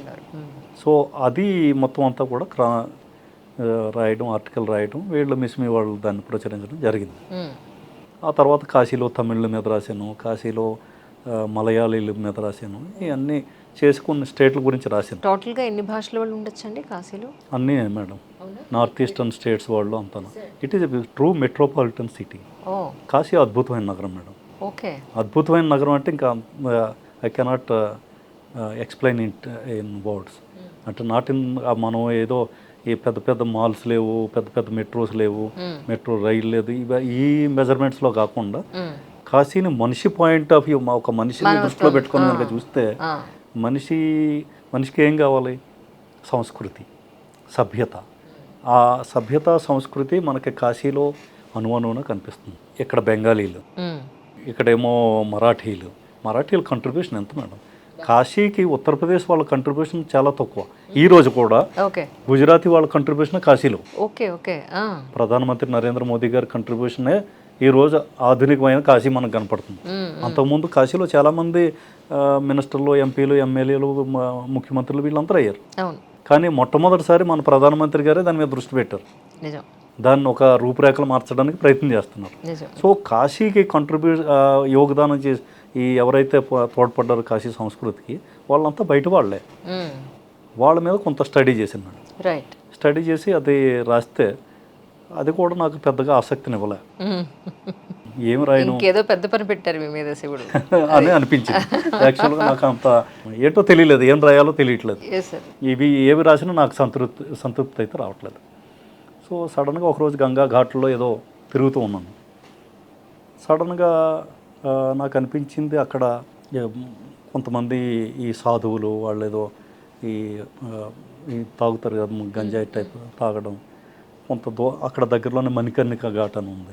మణికర్ణిక ఘాట్లో శవాలు ఎప్పుడో కూడా ఎప్పుడో కాలుస్తూ ఉంటారు. అదొకటి అవన్నీ కనిపించి ఏదో ఇటువంటిది ఏదో రాయాలి, మనకి కాశీ సంస్కృతిని ఒక ప్రత్యేకమైన స్థానంలో నిలబెట్టేది కాశీదికి ఏదో ఉంది, అది ప్రపంచ పటంలో కాశీని ఒక ప్రత్యేక స్థానాన్ని ఇచ్చే కాశీ సంస్కృతి ఏంటి అన్న దాని మీద రీసెర్చ్ చేయాలనుకున్నాను. అప్పుడు నాకు అనిపించింది అసలు దీని మీద మనం పని చేద్దాం. ఎలా అంటే మీకు కాశీలో బయటకు కనిపించేది ఒక సంస్కృతి, ఆధ్యాత్మికమైన వాతావరణం. కాశీకి మనకు తెలియంది, మనకు కనపడింది ఆ సంస్కృతి వేరే. ఈ ఆధ్యాత్మిక సంస్కృతి, ఈ భౌతికమైన సంస్కృతి ఏదైతే ఉందో అది రెండూ కలిసే చోట బనారస్. అంటే బనారస్ అన్న శబ్దం ఇది ఆధ్యాత్మికమైన శబ్దం కాదు, ఇది ప్యూర్లీ మనకి సంస్కృతికి సంబంధించిన శబ్దం. ఎస్.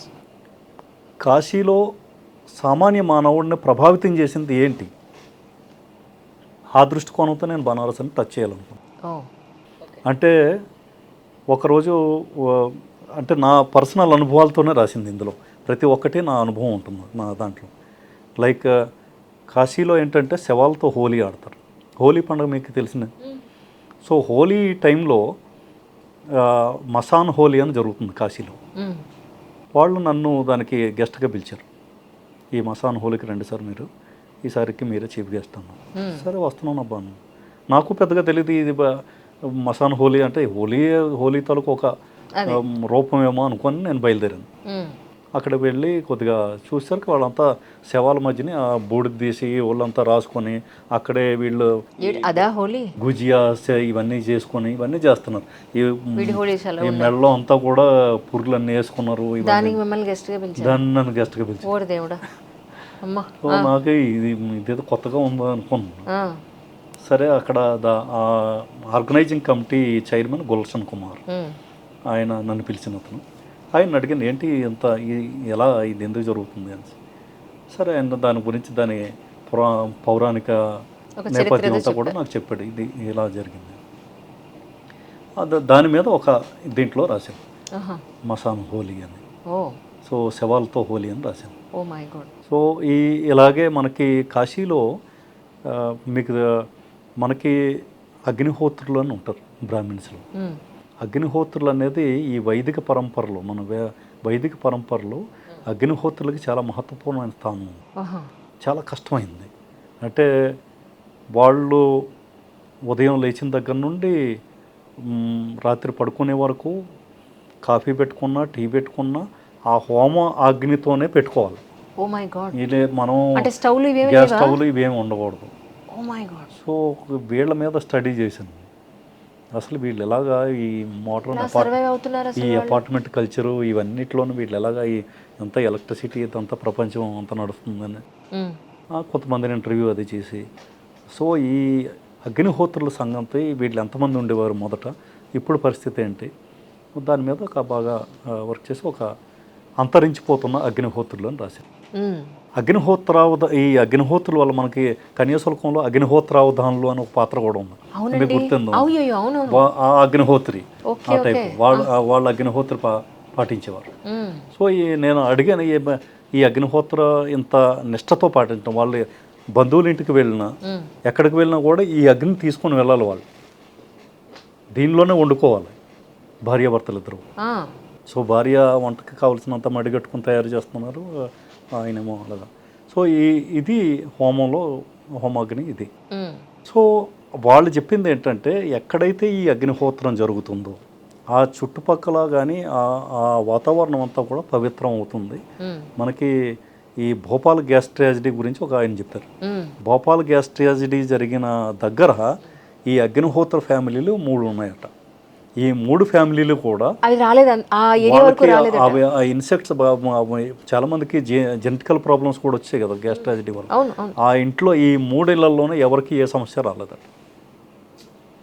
ఈయన మాకు చెప్పింది ఏంటంటే మా ఇంట్లో ఎవరికి కూడా కరోనా ఎఫెక్ట్ ఎవరికి అవ్వలేదు, కరోనా నుంచి మేము బయటపడ్డాం ఈ అగ్నిహోత్రం వల్ల. ఈ అగ్నిహోత్రం వల్ల ఇన్ని లాభాలు ఉన్నాయని చెప్పి ఆయన చెప్పారు. సో అటువంటి అగ్నిహోత్రుల గురించి రాశాను. అలాగే కాశీలో మీకు ఈ ప్రతి చోట కూడా పండితులు ఉంటారు, వేద పండితులు లేదా మహాపండితులు, సబ్జెక్టుల పండితులు, వీళ్ళంతా పండితులు ఉండడం గొప్పే, ప్రతి చోట ఎక్కడైనా దొరుకుతారు. అలాగే మనకి రెజ్లింగ్ ఉంటుంది, కుస్తీ విద్య. ఈ కుస్తీ విద్య మనకి ఈ మధ్యకాలంలో హర్యానా బాగా పాపులర్ అయింది కదా. కుస్తీ పట్టే వాళ్ళు సెపరేట్ సెక్షన్, వాళ్ళు ఉదయం వెళ్ళి ఎక్సర్సైజ్ చేయటం, అఖాడా అంటారు దాన్ని, అఖాడాలోకి వెళ్ళి పూర్తిగా కుస్తీలు పట్టడం అవన్నీ చేస్తారు. నేను చేసింది ఏంటంటే కాశీలో ఈ పండిత పెహలవాన్లు ఎవరు అంటే అటువంటి పండితులు ఎవరు కుస్తీ పట్టేవారు. మదన్ మోహన్ మాలవీయ లాంటి వ్యక్తి కూడా కుస్తీ పట్టేవారు. సో అటువంటి వాళ్ళని అందరినీ తీసుకొని పండిత పెహలవాన్లోని రాశాను. సో అటువంటి వాళ్ళ గురించి రాశాను. అదేవిధంగా కాశీ అనేది భాంగ్కి ప్రసిద్ధి. భాంగ్ బాంగ్తో లస్సీలో బాంగ్ కలపటం, ఠండాయిలో బాంగ్ కలపటం.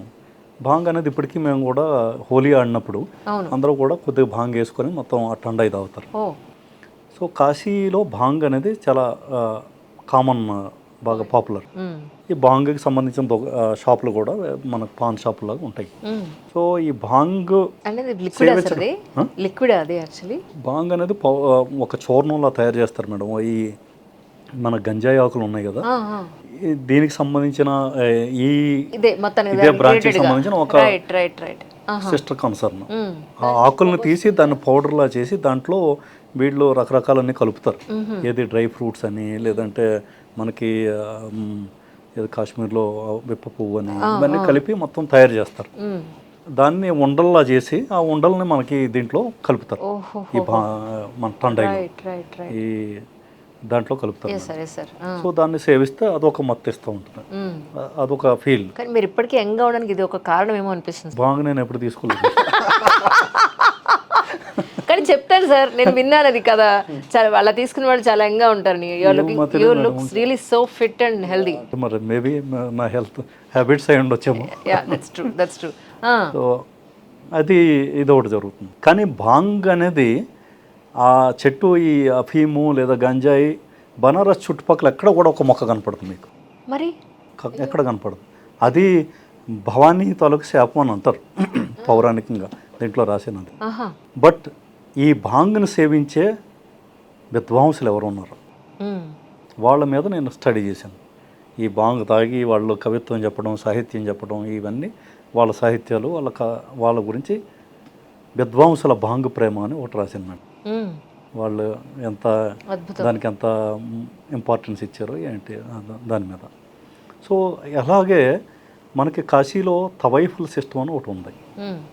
అంటే మనకి దేవదాసి సిస్టమ్ ఎలాంటిదో కాశీకి తవైఫ్ సిస్టమ్ అలాంటిది. ఇప్పుడు లేదు అప్పుడు అంటే ఆ తర్వాత పోయింది ఈ మధ్యకాలంలో 70s. ఇప్పుడు అంటే మీరు నర్గీస్ దత్ గురించి మీరు వినే ఉంటారు, గ్రేట్ యాక్ట్రెస్. వాళ్ళ మదర్ కూడా తవైఫ్, Jaddanbai. So she's from Banaras. Right. So అలాగా అటువంటి ప్రముఖులు చాలామంది ఈ తవైఫ్లో ఉండేవారు. కాశీ తవైఫ్ల వలన మొత్తం హిందుస్థానీ సంగీతం కూడా అక్కడికి మెయిన్ ఆరిజిన్ అక్కడ అయింది, వీళ్ళ నుంచి పుట్టింది. వాళ్ళలో మంచి సాహిత్యకారులు ఉన్నారు ఈ తవైఫుల్లో. సో ఈ తవైఫ్ సిస్టమ్ అనేది ఒక కోటే అని ఉంటుంది, కోటేలో వీళ్ళు ఉండటం, అక్కడ ఆ కల్చరు ఇదంతా. But they are not exactly మనం సాన్లు అనుకుంటాం, కానీ సానీ కాకుండా వాళ్ళు ఒక తవైఫ్ అనేది ఒక ఔరా మంచి ఎలైట్ గ్రూప్, అది వాళ్ళు ఉండేవారు. ఈవెన్ పెద్ద పెద్ద ఆ టైంలో రాజులు కూడా వాళ్ళ పిల్లలకు సంస్కారం నేర్పించాలి అంటే తవైఫుల దగ్గర పంపించేవారు.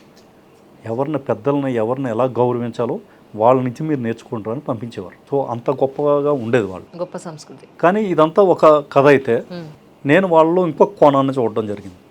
వాళ్ళలో వీళ్ళు దేశభక్తి కోసం ఏం చేశారు. సో తవైఫుల దేశభక్తి అని ఇందులో రాశాను. వాళ్ళు స్వాతంత్రోద్యమం కోసం ఎలా పోరాడారు, వాళ్ళు గాంధీజీతో ఏ విధంగా ఆర్గ్యుమెంట్స్ పెట్టుకున్నారు, సో గాంధీజీ నుంచి వాళ్ళు ఏమి ఎక్స్పెక్ట్ చేసి వాళ్ళు దీంట్లో ఉద్యమంలో దిగారు. సో ఇవన్నీ డీటెయిల్గా రాయడం జరిగింది. సో అది అటువంటి మనకు తెలియని చాలా కోణాలను నేను ఇందులో ఒక కాశీలో నేను చూడడం, వాటన్నిటినీ ఒక బుక్లోకి తీసుకురావడం జరిగింది.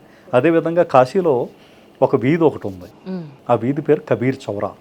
కబీర్ చౌరా అంటే కబీర్ దాస్ ఎక్కడో ఎవరికో పుడితే వాళ్ళని విడిచిపెట్టేయటం లహర్తారాలో.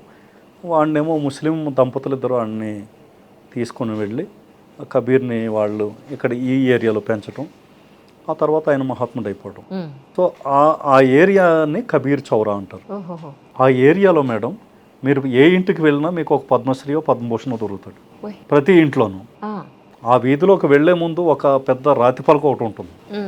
ఆ రాతి పలక మీద ఈ పద్మ అవార్డీస్ ఎవరైతే ఉన్నారో వాళ్ళందరి పేర్లు కింద ఉంటాయి. మీరు ఆ వీధిలోకి వెళ్తే ప్రతి ఇంట్లో కూడా ఒక ఇంటి గోడ మీద బయట తలుపు దగ్గర మనం నేమ్ ప్లేట్ పెట్టుకుంటాం. వాళ్ళు ఏం పెడతారంటే ఒక రాతి పలక పెట్టి దాంట్లో సారంగిలో ఎవరు ఫేమస్, ఫ్లూట్లో ఎవరు ఫేమస్, మృదంగంలో ఎవరు ఫేమస్, వోకల్ సంగీతంలో ఎవరు ఫేమస్, ఆ ఇంట్లోను ప్రతి ఇంటికి ఇదే, ఒక ఇల్లు కాదు, ప్రతి ఇంట్లోను అది మొత్తం ఆ వీధి మొత్తం ఇల్లు తిరిగి ఎంత గొప్ప సంస్కృతి అండి ఎంత గొప్ప సంస్కృతి. నిజంగా. సో కాశీలో పద్మాల వీధి అని ఒకటి రాసింది మేడం. పద్మాలు అంటే మనం అనుకున్న లోటస్ పద్మాలు కాకుండా ఈ పద్మశ్రీలు, పద్మవిభూషణలు, ఈ పద్మవిభూషణలు ఈ పద్మాలు. మనం అందుకనే మనం కాశీలో ఏదైనా పబ్లిక్ ఫంక్షన్కి వెళ్తే మాలాంటి వాళ్ళం ఏమనుకుంటాం, మనమే పెద్ద ఐఏఎస్ ఐపీఎస్ అనుకుంటాం. రైట్ సైడ్ చూస్తే పద్మవిభూషణ్, లెఫ్ట్ సైడ్ చూస్తే పద్మశ్రీ. ఇంకా మనం మధ్యలో ఇంకా మనం కూర్చోవడం మనకే ఇబ్బందిగా ఉంటుంది. సో అటువంటి పద్మాలు అక్కడ కామన్గా ఉంటాయి మేడం. సో వాళ్ళ మీద చాలా రీసెర్చ్ చేసి, అంటే ఈవెన్ మీరు పండిత్ రవిశంకర్ కూడా అక్కడే పుట్టారు, కబీర్ చౌరాలో, భారతరత్న. అక్కడే ఆయన సంగీతం నేర్చుకున్నది కూడా అక్కడే. అలాగే మనకి షెహనాయి బాద్షా, ఉస్తాద్ బిస్మిల్లా ఖాన్, ఆయన ప్రాక్టీస్ చేసింది అక్కడ. సో మన దేశానికి మహామహులను అందించిన వీధి పేరు కబీర్ చౌరా. సో దాని గురించి ఇందులో రాయడం అద్భుతం. మీరు మీకు అడ్డం వస్తే చెప్పేసేయండి. లేదు, అడుగుతుంటే ఇంకా బాగా. ఇందాక మీరు ఒక మాట అన్నారు, అంటే మీ పర్సనల్ అయితే మాకేం చెప్పొద్దు, మీకు ఒక సమస్య వచ్చింది, మీకు ఒక సమస్య వచ్చింది, ఆ సమస్య మీకు తెలియకుండానే వెళ్ళిపోయింది. ఆ సమస్య వెళ్ళిపోవడానికి కారణం భగవంతుడే లేదా శివుడే అని మీకు అనిపించిందా ఆ నిమిషాన? అందుకే మీరు ఈ బుక్ రాయడానికి ఉన్న ఆ నిమిషంలో మీరు యాక్చువల్గా అంటే ఆనెస్ట్లీ స్పీకింగ్, అంటే ఆ తుఫాన్ వెళ్ళడానికి కారణం, ఇప్పుడు సపోజ్ మనకి మీరు మొన్న ప్లేన్ క్రాష్ చూశారు, అవును, ఒక్కరు కూడా మిగలలేదు, ముఖ్యమంత్రి కూడా మిగలలేదు, కానీ ఒక వ్యక్తి మిగిలేదు. అవును. ఆ వ్యక్తి ఏమనుకుంటాడు, నేను ఆయన వల్లే బ్రతికాను అనుకుంటున్నాడు. అల్టిమేట్ అదే ప్లేన్లో ఉన్నాడు మేడం, అదే టికెట్ తీసుకున్నాడు, ఆయన దగ్గర టికెట్ ఉంది, ఆయనకేం మెరకిల్ ఏం జరగలేదు. అదే కదండి. కానీ మెరకిల్ ఆయన ఏదో జరిపించినట్టు అనిపిస్తుంది, అంతే కదా. సో మనం సీటుతో సహా పడిపోయాట. అదే కదా విచిత్రం, అది ఆయన ఒక్కనే పడలేదు. అవును, అది ఏంటో అలా ఎలా జరిగిందో, అది ఎలా జరిగిందో. సో ఇటువంటివి నేను చిన్నప్పుడు మేబీ 10th క్లాస్లోనో 11th క్లాస్లో అనుకుంటాను, మనకి కృష్ణా జిల్లాలో ఈ పెద్ద వరదలు వచ్చాయి, భయంకరమైన. దాంట్లో 10,000 మందో 12,000 మంది చనిపోయారు. ఇందిరాగాంధీ వచ్చారు అప్పుడు. అక్కడ మన మోపిదేవి ఆ ఏరియా అంతా కూడా చాలా పెద్ద వరదలు వచ్చాయి. అప్పుడు ఏదో న్యూస్ పేపర్ ఏదో చదివి నాకు ఇప్పటికీ గుర్తు, నేను ఒక చిన్న కథ ఏదో రాసిందాన్ని కదా. ఒక పిల్లోడు చెట్టు మీద కూర్చొని బ్రతికాడు మేడం, మొత్తం ఆ ఊరు మొత్తానికి. ఒకే చిన్న పిల్లోడు, ఆడు చెట్టు మీద కూర్చున్నాడు, ఆడొక్కడో బ్రతికాడు, మొత్తం ఊరంతా ఖాళీ. సో ఇటువంటివన్నీ కొన్ని, మరి దానికి రీజన్ మనం human reason cannot answer this. అంటే నాకు ఒక్కొక్కసారి అనిపించేది ఏంటంటే, మన హేతు తర్కానికి లేదా మన తర్కానికి అందంది సంథింగ్ ఈజ్ దేర్. అది దాన్ని మనం భగవంతుడు అనొచ్చు, లేదా సంథింగ్ ఇంకోటి ఏదన్నా అనొచ్చు. అటువంటిదే నాకేదో అనిపించింది. అనిపించడానికి కారణం కూడా నాకేమో అప్పుడు ఆ టైంకి అనిపించకపోయినా కళ రావడం అనేది నా వాస్తవం. ప్రతిరోజు కళ వచ్చేది, నువ్వు నాకేమిస్తున్నావు అని అడుగుతున్నట్టు అనిపించేది. సో ఏమిస్తున్నావు అంటే నేనేమిస్తాను అని నాకు అనిపించి, సరే అని ఈ థాట్ వచ్చింది. ఇంక వెంకయ్యనాయుడు గారు ఏమన్నారు, ఆ పుస్తకం చదివారా అన్న, ఈవేళ అందించారా? లేదు మేడం, ముందే చదివారు, బాగుందన్నారు, రేపు వస్తానన్నారు. ఆయన ఏదో ఫంక్షన్కి ఏదో. ఎందుకు ఈ పుస్తకం ఎవరైనా చదవాలి అని అంటే కనుక ఎక్కడ దొరుకుతుంది సార్, ఎక్కడ పెట్టారు? ఇది మిస్ మీ వాళ్ళది మేడం, వీళ్ళు పబ్లిష్ చేశారు, కళాజ్యోతి పబ్లికేషన్. సో చదవచ్చు మేడం, అంటే దీంట్లో ఫోన్ నెంబర్స్ అవి ఇచ్చారు, రేపు ఇక్కడ స్టాల్ కూడా పెడతారు అటు వీళ్ళు. సో వాళ్ళు చదవచ్చు. కానీ రిటైర్ అయ్యే లోపల మీరు ఇది కాకుండా చాలా పుస్తకాలు రాశాను. అవును సార్, తెలుసు నాకు. ఇది కోషిసే కోహినూర్ అన్నది బుక్. హిందీలో హెడ్లైన్ పెట్టారా మీరు? హిందీలో. రాయడం తెలుగులో రాసారా సార్ లోపల? హిందీ మొత్తం అంతా హిందీలో రాసారా? ఇంత తెలుగులో రాసిన బుక్ ఇది, కృషి ఉంటే అని రాసింది. ఇది ఇప్పుడు బనారస్ తెలుగు కాదా? ఇది తెలుగు మేడం. తెలుగే కదా. వెళ్ళిపోయాను, నేను చదువుదాం అనుకుంటున్నాను ఇప్పుడు. రైట్, తప్పకుండా సార్. సో ఇది కృషి ఉంటే అన్న బుక్ ఇది. ఓకే. అంటే ఇది స్టూడెంట్స్ని, అంటే పిల్లల్ని మనం ఎలా పెంచాలి, అలాగే పిల్లలు ఎలా చదవాలి, అంటే 5th క్లాస్ వరకు ఏం చదివించాలి, 5th to 10th వరకు ఏం చదివించాలి. సో డిఫరెంట్ ఆస్పెక్ట్, టెక్నాలజీని చదువు కోసం ఎలా ఉపయోగించాలి, ఈ మొబైల్ ఫోన్లు సో వీటి మీద డిఫరెంట్గా దీన్ని రాయడం జరిగింది. ఇది ఇప్పుడు మీరు దాని గురించి చెప్తుంటే నాకు అనిపిస్తుంది, ద బెస్ట్ పేరెంటింగ్ మీరు చూసారా మీ చైల్డ్హుడ్లో? అది కరెక్ట్, ఎందుకంటే వాళ్ళు అంత చదువుకోలేదు అని అన్నారు, వాళ్ళ జీవన పోరాటంలో వాళ్ళు ఉన్నారు, మిమ్మల్ని చదివించాలనే ఒక పోరాటంలో. మీరు ఏదైనా చిన్న మిస్టేక్ చేసినా వాళ్ళు అరిచి, లేదా ఏం చేస్తున్నావు నువ్వు, పద్ధతి లేదా, పాడలేదా, మేము ఎంత కష్టపడుతున్నావు, ఇలా కూడా అనున్న సందర్భాలు ఉండి ఉండొచ్చు. లేదు మేడం, అనలేదు ఒక్కసారి కూడా లేదు. ఎప్పుడు మీరంతా పద్ధతిగా ఉంటారు సార్. లేదు అల్లరి చిల్లరగా తిరిగే పిల్లల్ని ఎందుకు అనరు? సపోజ్ నేను ఇంటర్ ఫెయిల్ అయిపోయినప్పుడు కూడా మా నాన్న అన్న మాట మీతో చెప్పాను. సో ఎప్పుడు నన్ను ఏమనలేదు. తర్వాత నేను ఈ ఎడ్యుకేషన్ వేరు, మనిషి విధానం వేరు కదా సార్. మీరు విపరీతం అల్లరి చిల్లరగా తిరిగి ఆ టైప్ అయితే కాదు మేడం. అదే అంటున్నాను. రాముడు మంచి బాలుడు, కాకపోతే ఏదో చిన్నది ఫెయిల్ అయ్యాడు, పెద్ద విషయం కాదనుకున్నారు అంతే. ఏమో మరి ఏదైనా తిట్టే ఇది ఉన్న వాళ్ళకి, ఆ స్వభావం ఉన్న వాళ్ళకి ఏదో చిన్నదానికైనా తిడతారు కదా మేడం. ట్రూ, అది మన స్వభావం కాబట్టి కరెక్ట్, మన తప్పు లేకపోయినా తిడతారు వాళ్ళు. నిజం నిజం. సో ఆ టైప్ కాకుండా నాకు పూర్తి స్వేచ్ఛ అయితే ఇచ్చారు వాళ్ళు. నాకు నచ్చిన ప్రొఫెషన్ నేను ఎన్నుకోవచ్చు, నాకు నచ్చిన దారిని నేను ఎన్నుకోవచ్చు, నాకు నచ్చినట్టు చదవచ్చు. ఆ విధమైన స్వేచ్ఛ అయితే నాకు. ఇప్పుడు ఆ స్వేచ్ఛ అన్న పదాన్ని మీరు అంత చెప్తున్నారు, కానీ అదే స్వేచ్ఛ ఇప్పటి పిల్లలు అని అంటే ఆ స్వేచ్ఛ వాళ్ళు చదువుకోవడానికి ఉపయోగించుకోవట్లేదు, ఆ స్వేచ్ఛ పర్సనల్ డెవలప్మెంట్ కోసం వినియోగించుకోవట్లేదు, ఆ స్వేచ్ఛ వాళ్ళ జీవితంలో వాళ్ళ కాళ్ళ మీద వాళ్ళు నిలబడడానికి వినియోగించుకోవట్లేదు. స్వేచ్ఛ అని అంటే ఫ్రెండ్స్తో తిరగడం, స్వేచ్ఛ అని అంటే ఆ పీర్ ప్రెజర్లో ఉన్న ప్యాషన్స్, నాకు అది కావాలి ఇది కావాలి అన్న దాంట్లో, వాడికి ఆ ఫోన్ ఉంది నాకు ఈ ఫోన్ కావాలన్న దాంట్లో స్వేచ్ఛ. పేరెంట్స్ క్వశ్చన్ చేయకూడదు, ఇది నా స్వేచ్ఛ. మీరు నా రూమ్లోకి రాకూడదు, నా కబోర్డు నా పర్మిషన్ లేకుండా ఓపెన్ చేయకూడదు, ఇది స్వేచ్ఛ. నా ఫోన్ నా పర్మిషన్ లేకుండా మీరు ముట్టుకోకూడదు, ఇది స్వేచ్ఛ. పార్టీలకు వెళ్తాను, ఫంక్షన్లకు వెళ్తాను, లేదా వేరే ఊర్లు వెళ్తాను, నేను టైంపాస్కి వెళ్తాను అని అడిగితే మా మదర్ నాకు లేదా మా పేరెంట్స్ నాకు స్వేచ్ఛనివ్వలేదు అని అంటున్నారు. మీరు అడిగిన స్వేచ్ఛ మీరు చదువుకోవడానికి, మీ కాళ్ళ మీద మీరు నిలబడడానికి, మీ వ్యక్తిత్వాన్ని వికసింపజేసుకోవడానికి మాత్రమే ఒప్పుకుంటారా మీరు? అది వాళ్ళ తప్పు కాదు మేడం. ఇప్పుడు మన పిల్లలు పుట్టిన తర్వాత 1 year రాకముందే వాళ్ళ చేతిలో మనం ట్యాబ్ పెడతాం.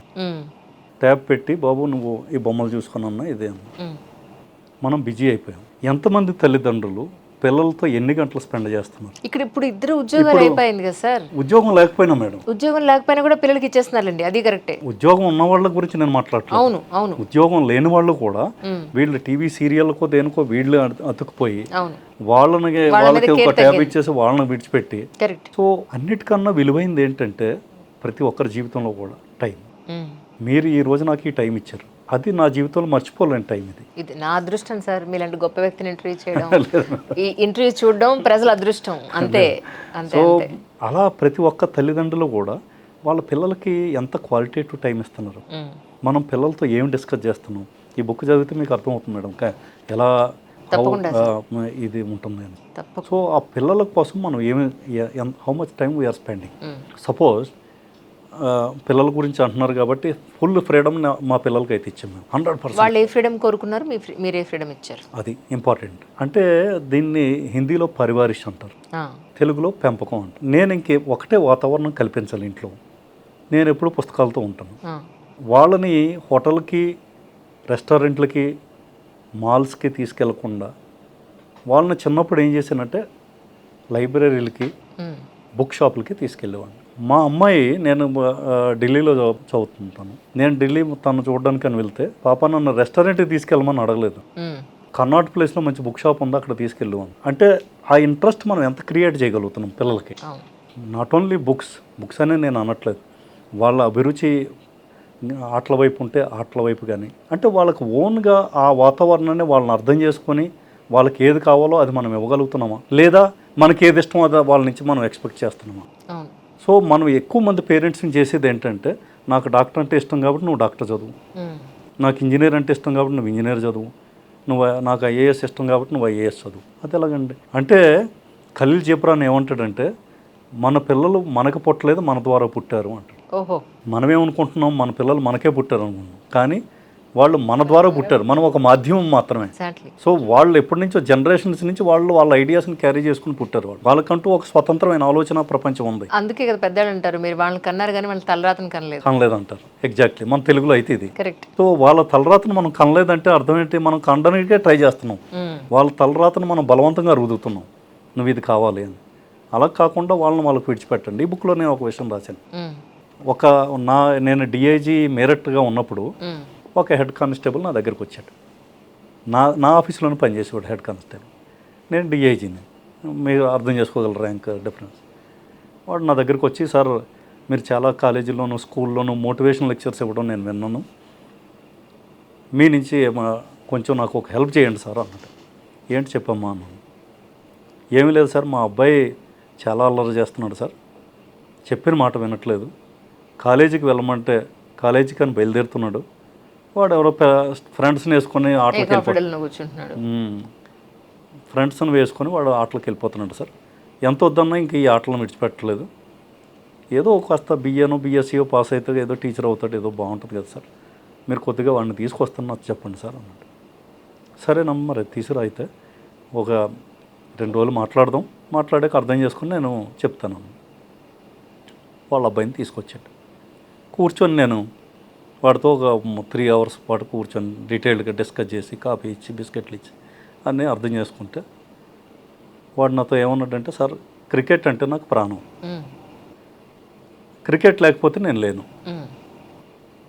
నా నుంచి మా నాన్న క్రికెట్ని దూరం చేస్తున్నాడు, ఆడొద్దు అంటాడు, ఏం చేయమంటారు సార్, నేను ఇది లేకుండా నేను బ్రతకలేను సార్, నేను సూసైడ్ చేసుకోవాలని అంతే.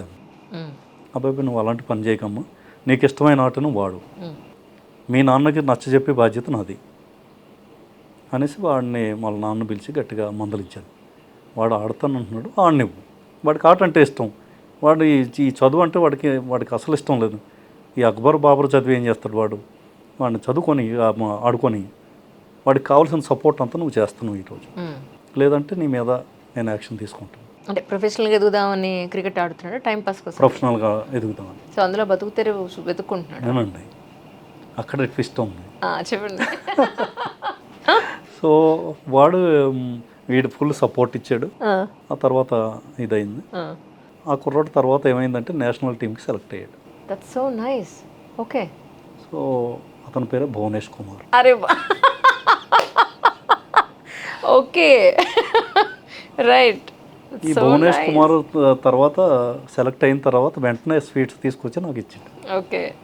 నేను అన్న భువనేష్ కుమార్తో, ఇంతవరకు నువ్వు నా దగ్గర నిలబడి ఫోటో తీసుకున్నా, ఇప్పుడు నీ దగ్గర నిలబడి నేను ఫోటో తీసుకుంటాను. అంటే మన పిల్లలకి ఏది ఇష్టమో మనం అది చేస్తే వాళ్ళు ఏ స్థాయికి ఎదుగుతారో చూడండి. అంటే వాళ్ళలో ఉన్న టాలెంట్ని మనం గుర్తించకుండా బ్లైండ్గా నాకు ఇది చదివి నువ్వు టీచర్ అవ్వు, నువ్వు కలెక్టర్ అవ్వు అంటే, సో ఎంతమంది కలెక్టర్లమే లేదా ఎస్పీలమే మనం ఆయన ముందు నిలబడగలం. సో ప్రతి ఒక్కరికి వాళ్ళ ఇష్టాలు, వాళ్ళ లోపల నుంచి ఏదో అర్జీ ఉంటుంది. కరెక్ట్. సో మనం దానికి యాడ్ చేస్తే వాళ్ళు రత్నాలు అవుతారు. కాకపోతే నిజానికి ఇక్కడ ఇతను దాన్ని పట్టుకుని ఎప్పుడు వదలకుండా మనసా వాచాకర్మణ పెట్టి ఒక స్థాయికి ఎదిగాడు అతను. ఇప్పుడున్న పిల్లలు అంటే ఇంకా ఇప్పుడున్న యంగర్ జనరేషన్, ఇంటర్మీడియట్ డిగ్రీ చదివే పిల్లలు, వాళ్ళు మెయిన్ ప్రొఫెషన్ ఎటువైపు వెళ్ళాలనుకుంటున్నారు వెతుక్కోకుండా ఇప్పుడు హాబీస్ వెనకాల పడుతున్నారు. నేను కాసేపు పాటలు పాడుకుని ఇన్స్టాగ్రామ్లో పెడతా, కాసేపు డాన్స్ చేసి ఇన్స్టాగ్రామ్లో రీల్ పెడతాను అనుకుంటే ఇవి తిండి పెడతాయా ఫర్దర్గా అనేది పేరెంట్స్ బాధ. అది అగైన్ మళ్ళీ అక్కడికే వస్తుంది. ఇప్పుడు మనం బలవంతంగా చదివించడం ఒకటి, సరే నువ్వు బలవంతంగా డాక్టర్ అవ్వవు ఇదవ్వు, దానివల్ల ఎంతవరకు మనకు అవుట్కమ్ వస్తుంది అన్నది మనకే తెలుసు. మా చిన్నప్పుడు మా క్లాస్మేట్ స్కూల్కి రావాలంటే ఏడ్చేవాడు, వాడి కాళ్ళు చేతులు కట్టి తీసుకొచ్చి స్కూల్లో కూర్చోబెట్టేవారు.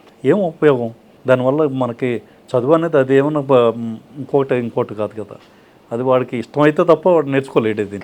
సో అదే విధంగా మనం పిల్లల్ని వాళ్ళకి ఇష్టమైన దారిలో కాకుండా, సపోజ్ వాళ్ళు అలాగే ఆడుతున్నారు అనుకోండి, దానికి కారణం కూడా నేను అనేది ఏంటంటే మన పెంపకంలో ఎక్కడో లోపం ఉంది. మనం చిన్నప్పటి నుంచి మన పిల్లల మీద మనం దృష్టి పెట్టలేదు, వాళ్ళు దేన్ని ఇష్టపడుతున్నారో మనం తెలుసుకోవట్లేదు. అంటే మనం పిల్లల్ని చదవకుండా మనం మన అభిప్రాయాలను వాళ్ళ మీద రుద్దే ప్రయత్నం చిన్నప్పటి నుంచి చేస్తూనే ఉన్నాం. ఫలితంగా వాళ్ళకి ఎటెళ్లలో తెలియక కన్ఫ్యూజన్లో ఉన్నారు. మనకి అదే చిన్నప్పటి నుంచి కనుక వాడిని ట్రాక్ చేసుకుంటూ వస్తే, అంటే బలవంతాన్ని మనం ఇప్పుడు ఎల్కేజీ నుంచే మొదలు పెడుతున్నాం. ఇప్పుడు మా ఇంట్లోనే మా రిలేటివే వాళ్ళ అబ్బాయి ఇప్పుడు 3 ఇయర్స్ 2.5 ఇయర్స్ స్కూల్కి పంపిస్తాను అన్నట్టు. నేను చెప్పాను 5 ఇయర్స్ వరకు అసలు స్కూల్ వద్దు, ముందు మీ భార్యకి చెప్పు, ఆ పిల్లోడితో టైం స్పెండ్ చేయమను, వాడితో ఆడమను, వాడితో పాడమను, వాడి కథలు చెప్పమను. సో ఈ విధంగా ఎంతమంది తల్లులు చెప్పగలుగుతున్నారు? మా అమ్మ నాకు జోలపాట పాడి నాకు చందమామ రావే జాబిల్లి రావే అని ఒక కథ రాసింది నేను. సో 3 తరాలను కంపేర్ చేస్తూ ఆ కథ రాసింది. మా అమ్మ ఎలాగా, మా భార్య ఎలాగా, ఆ నెక్స్ట్ తరం ఎలాగా, వీళ్ళ పిల్లల్ని ఎలాగా అన్నం తినిపించడం ఎలా తినిపిస్తారన్న దాని మీద ఈ కథ రాయడం జరిగింది. సో ఎంతమంది తల్లులు ఈ చందమామ రావే అని చందమామను చూపించి మనకి పిల్లలు తినిపిస్తున్నారు, టీవీ చూపించి అందరూ తినిపిస్తున్నారు. ఇప్పుడు టీవీ ముందు పెట్టి కార్టూన్ నెట్వర్క్ పెట్టి ఈజీ వే, దాంట్లో మనకి ఏ కష్టం లేదు కదా మేడం. మనం ఏమీ కష్టపడకుండా వాడంతటి వాడు ఏదో చూసుకుంటా ఆ తిన్న తిండి ఎంతవరకు వాడికి సింక్ అవుతుంది చూడండి, వాడి బ్రెయిన్ అక్కడ ఉంది. అవును, ఇప్పుడు అంతా కూడా తింటూ కూడా ఇక్కడ ఒక ల్యాప్టాప్ పెట్టి సినిమా పెట్టుకున్నావు, లేకపోతే ఇంకా పెట్టుకుని తింటుంటాను. నేను ఎంత చెప్తున్నానో మా పిల్లలకు కూడా, నేను లేనప్పుడు అదే పని చేస్తారు, ఉన్నప్పుడు ఒక చూపేస్తే మళ్ళీ ఆవిడ చూస్తున్నా ఆవిడతో ఎందుకులే గొడవ అని పక్కన పెడతారు. అది నేరం. ఇప్పుడు పిల్లలతో పాటు మనం ఎంత టైం స్పెండ్ చేసి వాళ్ళతో పాటు మనం తింటున్నాం, వాళ్ళతో పాటు మనం కూడా భోజనం చేస్తే కదా వాడు భోజనం చేయడానికి. నన్ను కూడా అమ్మ నువ్వు కూడా చూడు సినిమా అంటారు మా వాళ్ళు. అవును, అందరం కలిసి తింటా కూడా అంటే మనం అదే అలా అలా మనం అలవాటు చేస్తే వాళ్ళు వాళ్ళ దారిలోకి మనల్ని తీసుకెళ్తారు. అదే వాళ్ళ దారిలో మళ్ళీ తీసుకెళ్తున్నారు సార్. ఇప్పుడు అంతా టర్న్ అయింది సార్. అదే నేను అదే అంటున్నా, అలాంటి గొప్ప పిల్లలు ఇప్పుడు లేరు. ఉన్నారు వెరీ అంటే పోనీ పర్సంటేజ్ వైజ్ బాగా తగ్గింది అంటాను నేను. అది కూడా ఒప్పుకోరా? లేదు, వాతావరణం అంటే ప్రతిదానికి వాతావరణం కారణం మేడం. రైట్. ఇప్పుడు ఇందాక మనం అనుకున్నాం గవర్నమెంట్ స్కూల్స్లో ఇంగ్లీష్ మీడియంలో ఏమైంది, వాడి ఊరికి వాడు కాకుండా పోయాడు, అవును, వాడి భాషకు వాడు కాకుండా పోయాడు, వాడి భావానికి వాడు కాకుండా పోయాడు. అవును. ఇప్పుడు వాడి నుంచి మనం ఇంకేం ఎక్స్పెక్ట్ చేస్తాం అంటే నీ భావమే నీకు లేనప్పుడు వాడికి ఇదివరకు ఇప్పుడు నేను ఉండేవాడిని మేడం, నేను చదువుకున్న రోజుల్లో కంప్లీట్ తెలుగు మీడియం, అసలు ఇంగ్లీష్ పదమే ఉండేది కాదు. ఆ తెలుగు మీడియం వాతావరణంలో ఎంత బాగుండేది. నేను మేకను పెంచేవాడిని, ఒక మేకను నాతో పాటు తీసుకెళ్ళి పొలానికి తీసుకెళ్ళేవాడిని. నేను చదువుకున్నది ఏదైనా ఉంటే నేను ఆ పొలానికి మేకకి వీటికి అన్నిటికీ అన్వయించుకొని చూసుకునేవాడిని. నాకు అర్థమయ్యేది అరే మనం ఇది చదువుకున్నామా అని. ఇప్పుడు ఇంగ్లీష్ మీడియం మొదలుపెట్టాం, ఏ అంటే యాపిల్ అంటున్నాం. ఈ యాపిల్ ఎక్కడ పండుతుంది అన్నది అది కళ్ళ ముందు ఎక్కడ కనపడదు కదా. మనకి కళ్ళ ముందు కనపడి ఒక వస్తువును అక్కడ చూపించాలా, లేకపోతే ఎక్కడో అమెరికాలో పండిద్దని మనం ఇక్కడ పిల్లలకి చూపించాలా. హెచ్ అంటే హిప్పోపాటమస్ అంటాం, అరే హెచ్ అంటే హెన్నని కూడా చెప్పొచ్చు, ఆడు కళ్ళ ముందు కోడి తిరుగుతూ ఉంటుంది, అది చెప్పం. ఈ అంటే ఎగ్ అని చెప్పొచ్చు, మనం ఈ అంటే ఎగ్ అని చెప్పం. సో ఇలాగ మనం ఫారిన్ వర్డ్స్ అన్నీ కూడా వీళ్ళ పిల్లల మీద రుద్ది వాళ్ళ భావాన్ని వాళ్ళకి కాకుండా చేస్తున్నాం. అంటే దీన్ని బట్టి మనకి ఏమవుతుంది, మనం ఒక వాతావరణాన్ని కృత్రిమమైన వాతావరణాన్ని సృష్టిస్తున్నాం పిల్లలకి. సో ఈ వాతావరణమే వీళ్ళకి అదే మనకి ఒక తర్వాత తరానికి పెద్ద శాపం. ఏమైనప్పటికీ మీరు ఫర్దర్గా ఇంకా ఎన్నో పుస్తకాలు రాయాలి, భగవంతుడు మీ మనసుని ఇంకా కదిలించి ఇంకా అద్భుతమైన పుస్తకాలు రాయాలని మనస్ఫూర్తిగా కోరుకుంటున్నాను. నెంబర్ 1 అంటే ఆఫ్టర్ రిటైర్మెంట్ అంటే అది మీ వర్క్కే తప్ప మీ బ్రెయిన్కి మీ మనసుకి కాదన్న విషయం నాకు అర్థమైంది. అంటే ఏం చేద్దామని ప్లాన్ చేసుకుంటున్నారు సార్? నాకు సమాజ సేవ అంటే చాలా ఇష్టం మేడం. అంటే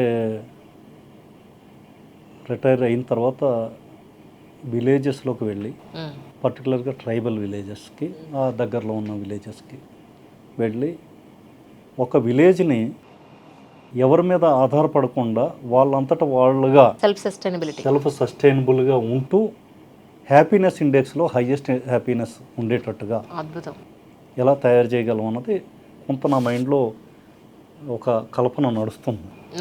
మధ్య మధ్యలో కొన్ని ఆర్టికల్స్ దానికి సంబంధించి రాసుకుంటూ ఉన్నా. ఒక చిన్న స్టోరీ మా చైర్మన్ చెప్తూ ఉంటారు సార్ నాకు, మహేంద్ర గారిని, మా ఛానల్ చైర్మన్ ఒక అన్నారు. ఆయనకి ఇదే ప్లాన్ ఉంది, మాట్లాడితే దేశం దేశం అని బాగా ఊగిపోతుంటాడు ఆయన. ఆయన ఒకరోజు ఒకటి చెప్పారు, ఒక విలేజ్ ఎక్కడో హర్యానాలోనో ఎక్కడో విలేజ్, రియల్ స్టోరీయే బట్ చాలా తక్కువ మందికి తెలుసు. ఆ విలేజ్ వాళ్ళు రోడ్లు లేక, హాస్పిటల్స్ లేక, స్కూల్ లేక ఎంతో ఇబ్బంది పడుతూ ఉంటే ఆ ఊళ్ళో ఒక అతను బ్యాంక్లో ఎక్కడి నుంచో లోన్ తీసుకుని ఆ ఫ్యాన్లా ఉంటాయి కదా, పెద్ద పెద్ద ఫ్యాన్లు ఉండి పవర్ని జనరేట్ చేస్తాయి చూసారా, ఏదో అంటారు వాటిని, పేరు గుర్తురాట్లేదు నాకు. అది ఒకటి పెట్టాట అప్పు తీసుకుని. పవర్ జనరేట్ అయిన తర్వాత ఊరందరికీ కూడా ఫ్రీగా కరెంట్ వచ్చిందట. అలాంటిది 10 మంది తీసుకుని అలాంటి 10 ఫ్యాన్లు పెడితే వాడు ఇప్పుడు గవర్నమెంట్కే వాడు పవర్ సప్లై చేస్తున్నాడు. ఆ విలేజ్ మొత్తం సెల్ఫ్ సస్టైన్ అయిపోయింది.